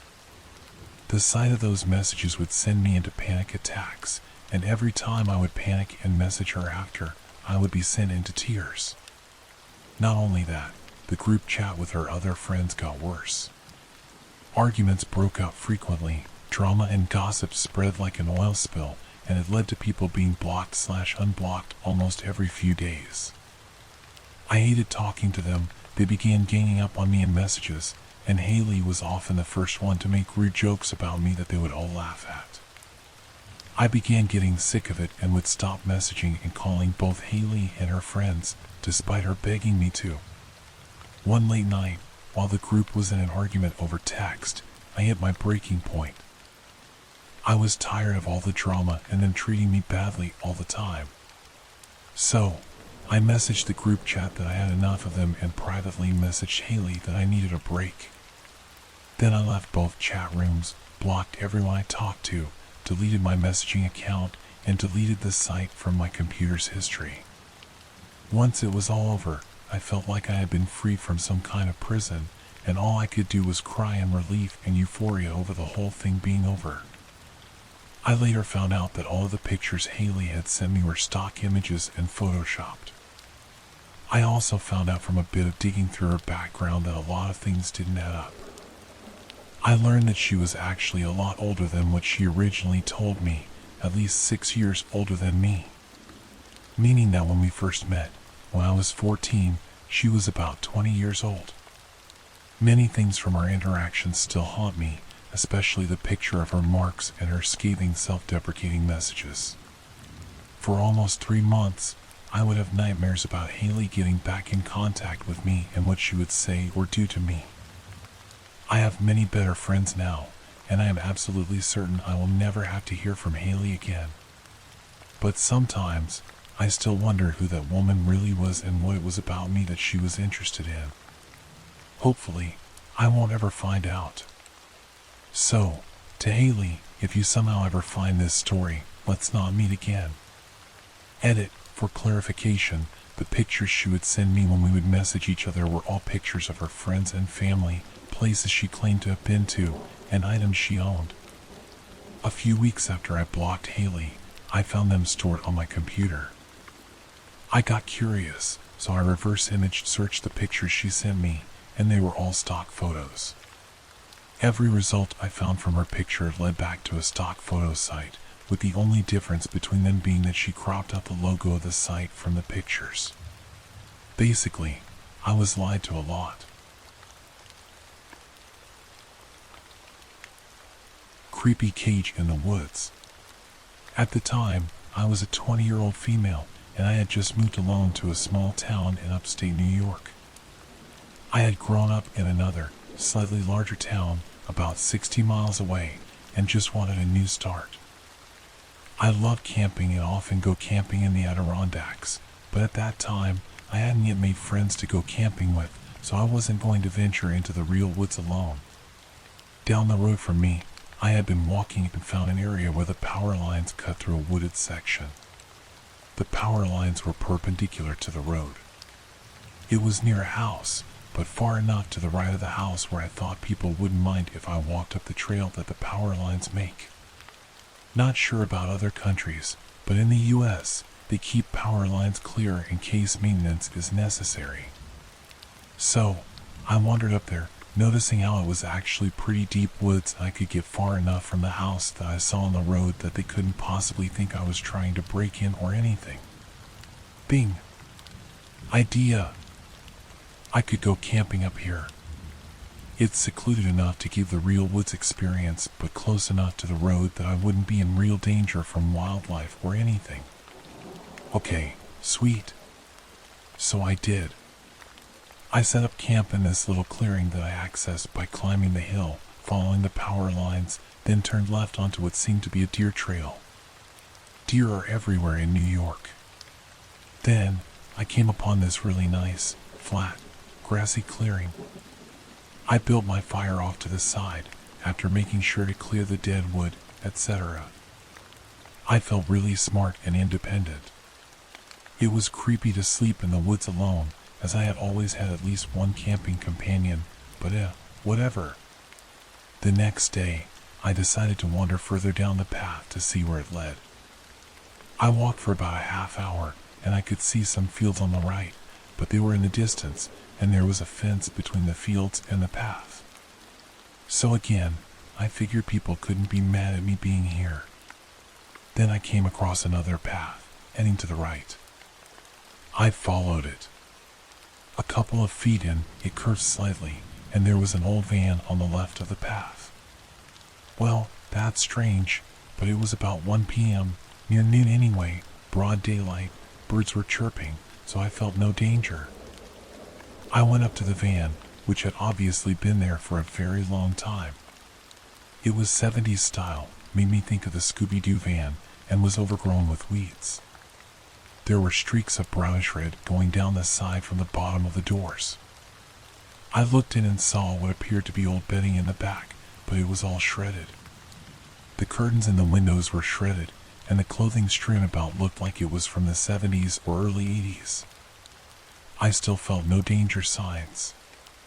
Snickering at the terrible fashions from back in the day, I continued along the path for a short time until I finished rounding the slight bend.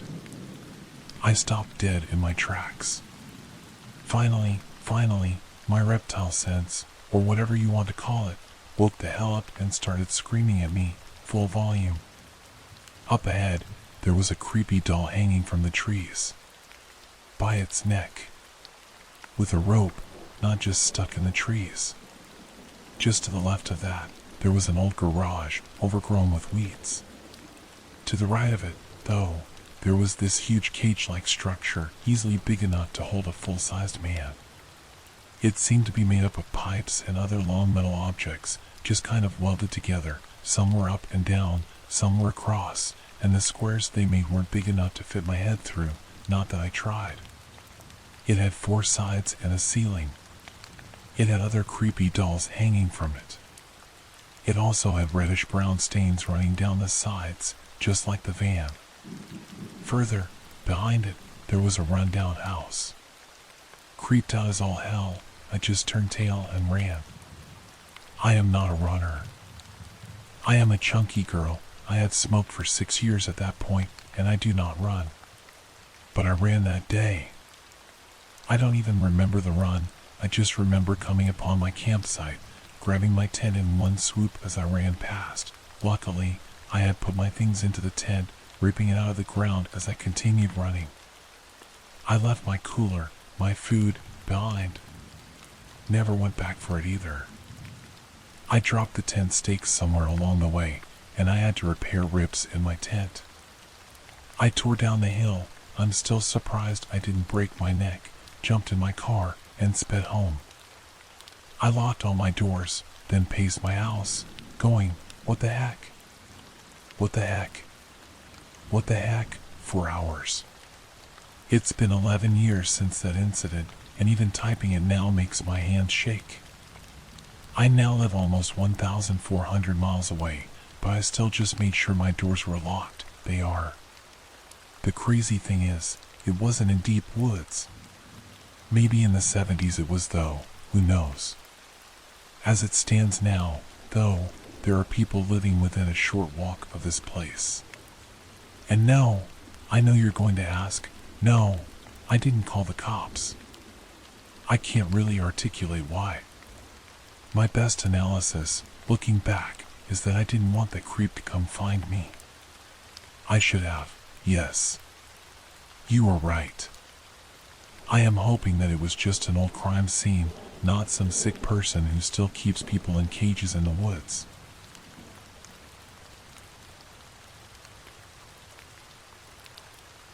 About 15 years ago, when I was around 22, my best friend and I went out to bars, 3-4+ nights a week, meeting interesting people and making new friends. There were a few bars we visited more than others, and one in particular where we knew the bartender pretty well. We went the week of Halloween, and each night their staff would dress up in a different costume. This was where we came across Ron. He was bouncing at the bar, and he didn't even catch my eye as I handed him my ID to get in. Until a few years ago, I never looked anyone in the face.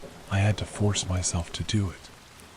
My friend and I hung out, drank, danced, met some people, then headed to the bar to chat with our friend. He asked me what I thought about Ron. I had no idea who he meant, so he gestured to the bouncer, and I said, meh.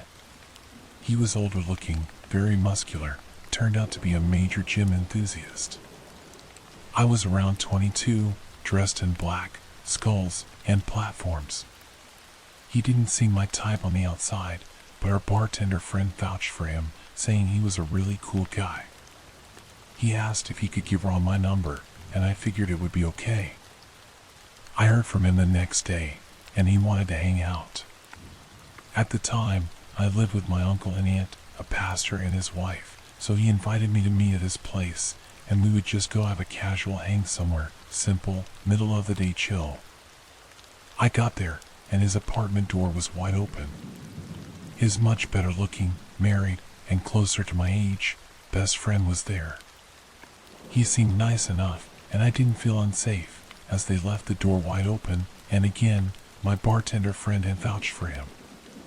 He mentioned needing to grab a few office supplies, so the three of us piled into his car and headed to an office supply store. We went in, and as we walked in, a pretty girl walked by. He did the obvious head turn, following her with his eyes. We weren't together, but I found it rude. Later in the car, I mentioned it, saying, "Hey, look, I know we're just hanging out, but don't disrespect me like that. Everyone looks, but be less obvious and don't make me look like an idiot in public." He laughed and told me it was hot that I stood up for myself, especially on our first hangout. Okay. We got back to his place, and as we walked inside, he said, "I like that. You're gonna have a ring on your finger by December. Remember, we met Halloween week." Anyway, his friend left. We got takeout, hung out, drank, and talked. It turns out he was from the same tiny town my parents are from, 6 hours south of us. He was a Desert Storm veteran, which made him more than 20 years older than me. He was back in school to finish his degree, worked full-time during the week, and bounced at night and on weekends. Seemed decent. He asked about my tattoos. I have a lot, and we talked about my love of horror and fascination with true crime and serial killers. He seemed interested, but said he didn't know much about them, so I offered to lend him my encyclopedia of serial killers to give him a crash course. Maybe a week later, we hung out again, and I brought him the book.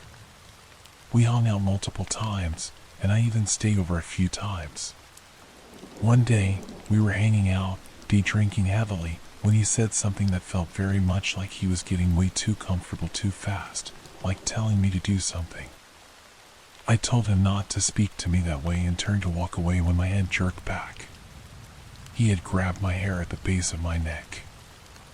I grabbed his hand, and he tried to laugh it off, apologizing, saying he didn't mean to be that rough. He tried to act like it was some sort of foreplay, but I shut that down quickly.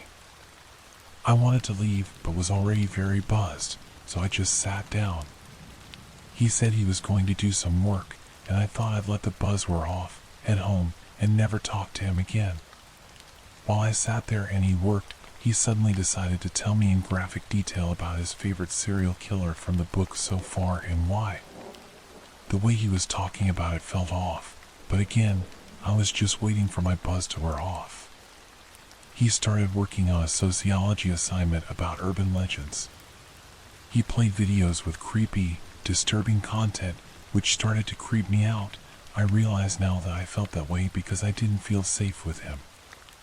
I asked him to wait until I was gone to play it out loud or put on headphones, and he laughed at me, saying, "I can't believe you're such a poser." He continued, "You have all these tattoos and skulls, but really, you're scared. You look all goth or punk rock, but you're terrified."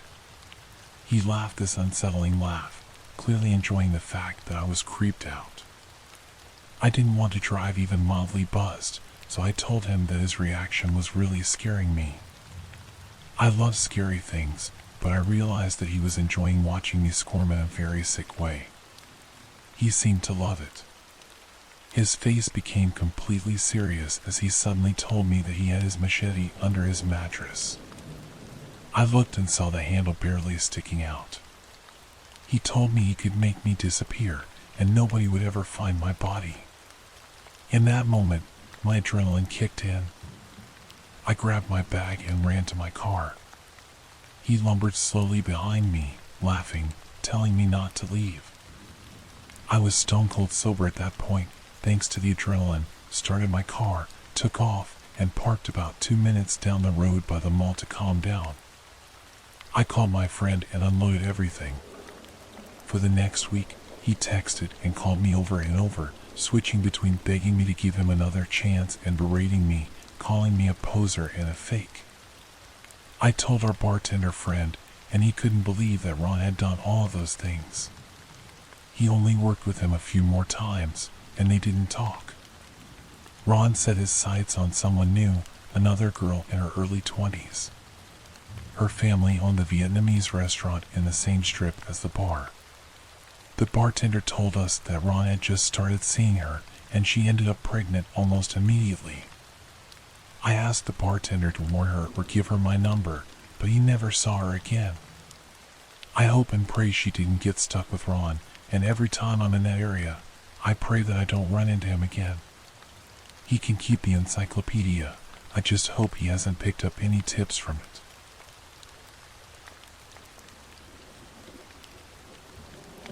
Someone living in my crawl space?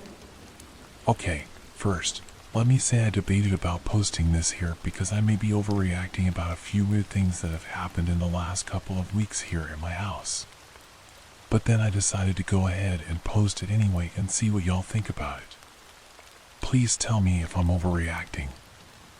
I won't be offended at all if anyone tells me I'm being silly. First off, our house has a basement/crawl space that's only accessible from the outside, through a door directly underneath my bedroom window and about 10 feet from the bottom of the steps leading up to the back deck. It's a fairly large space, dirt floor and concrete walls, clean and plenty big enough for a grown man to stand up in. Until recently, it was half full of junk, mostly from our kitchen renovation, like paint cans and equipment and extra floor tiles and such, and had a padlock on it. We asked our yard guy to do some extra work that included cleaning it completely out, and when it was empty, we didn't bother putting the lock back on it. It has a sliding bolt on it that keeps it closed, in addition to the little loop thingy that you put the padlock on, so we just slid in the bolt and called it good. There was absolutely nothing in it, so there was no point in locking it. A couple of weeks ago, my boyfriend was out on the back deck emptying the recycling bins and noticed the door open. Someone would have had to open it. The sliding bolt is a bit rusty and wouldn't easily come open, and certainly wouldn't have opened on its own. He went and checked it out, nobody there, still completely empty. He thought, well, okay, someone was poking around and didn't find anything interesting. But he did tell me about it and reminded me to keep the doors locked when he isn't home. A few days after that, I had the dog outside, and he ran straight to the door and started sniffing and scratching at it, and I noticed that it was slightly open again. I opened it, went inside, and walked around, nobody there. Let me add here that we have a lot of trees and wildlife on our property, including raccoons and groundhogs in addition to tons of squirrels. We have one huge oak tree that overhangs the roof covering the master bedroom, so it's nothing unusual to hear squirrels and other animals on the roof with their little pattering feet and scratching sounds. Yesterday, I was here alone, lying in bed reading a book, the house completely silent. Usually, the dog will lay in bed with me, but he was fidgeting and acting weird. He was pacing and just acting strange. I was hearing the usual late afternoon squirrels or whatever on the roof, but then I hear a noise that is clearly the crawlspace door creaking open. It's directly underneath the window to my right, so I stand up, creep over to the window, crack the shades a tiny bit to peek out, and I see a guy starting up the steps to the back deck, having just exited the crawlspace. I immediately said, "Oh no," dropped the shades, and headed up the hall directly to the door he was heading for to confront him. At that same moment, my dog went nuts barking and beat me to the door, but he was nowhere in sight when I got there. I only saw him through the window for a second, and I only saw him from the back as he was heading up the steps. He was wearing a ball cap, so I couldn't even say what color his hair was. I'm guessing my dog scared him away, but what was he doing walking up on my porch in broad daylight with someone obviously home if he hadn't planned on knocking on the door? No one would knock on that door anyway. People come to the front to knock, not walk all the way out back in the trees in the backyard. I waited a few minutes, then got my pepper spray out of my purse and went to investigate. Sure enough, the crawlspace door was open again. No one inside. When my boyfriend got home, he put the padlock back on it, then got my gun out of the safe where it's been for years and insisted I keep it under the mattress on my side of the bed. I only agreed to that after he loaded it with rat shot because I don't think I could shoot a human being, not even in self-defense, and rat shot won't do much more than scare someone with the noise of the gunshot. He was highly pissed at me that I went by myself into the basement to check things out, but I'm more angry than frightened. I don't know if I'm overreacting just because someone had been inside the basement a few times. I automatically assumed that the man I saw was responsible and meant harm. I'm fairly certain he did come from there, though, because I definitely heard the door open just seconds before I saw him on the steps. With it locked up now, though, if someone had been routinely in and out, that will stop. Like I said, I just don't know if I'm freaking out over nothing. I'm keeping my doors locked just in case.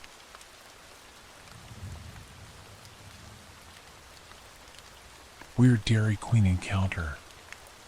I was eating at Dairy Queen by myself one day, and across the restaurant there was a group of men, about 3 or 4 of them, staring at me, whispering to each other, and just giving me an outright hateful look. I tried looking away, but they just kept doing it. I'm a 25-year-old introvert, so I was confused and uncomfortable. I've never met these guys and only talked to family and a few friends. I don't know why they did that, so I grabbed my food and left quickly. Haven't been back since. Yikes.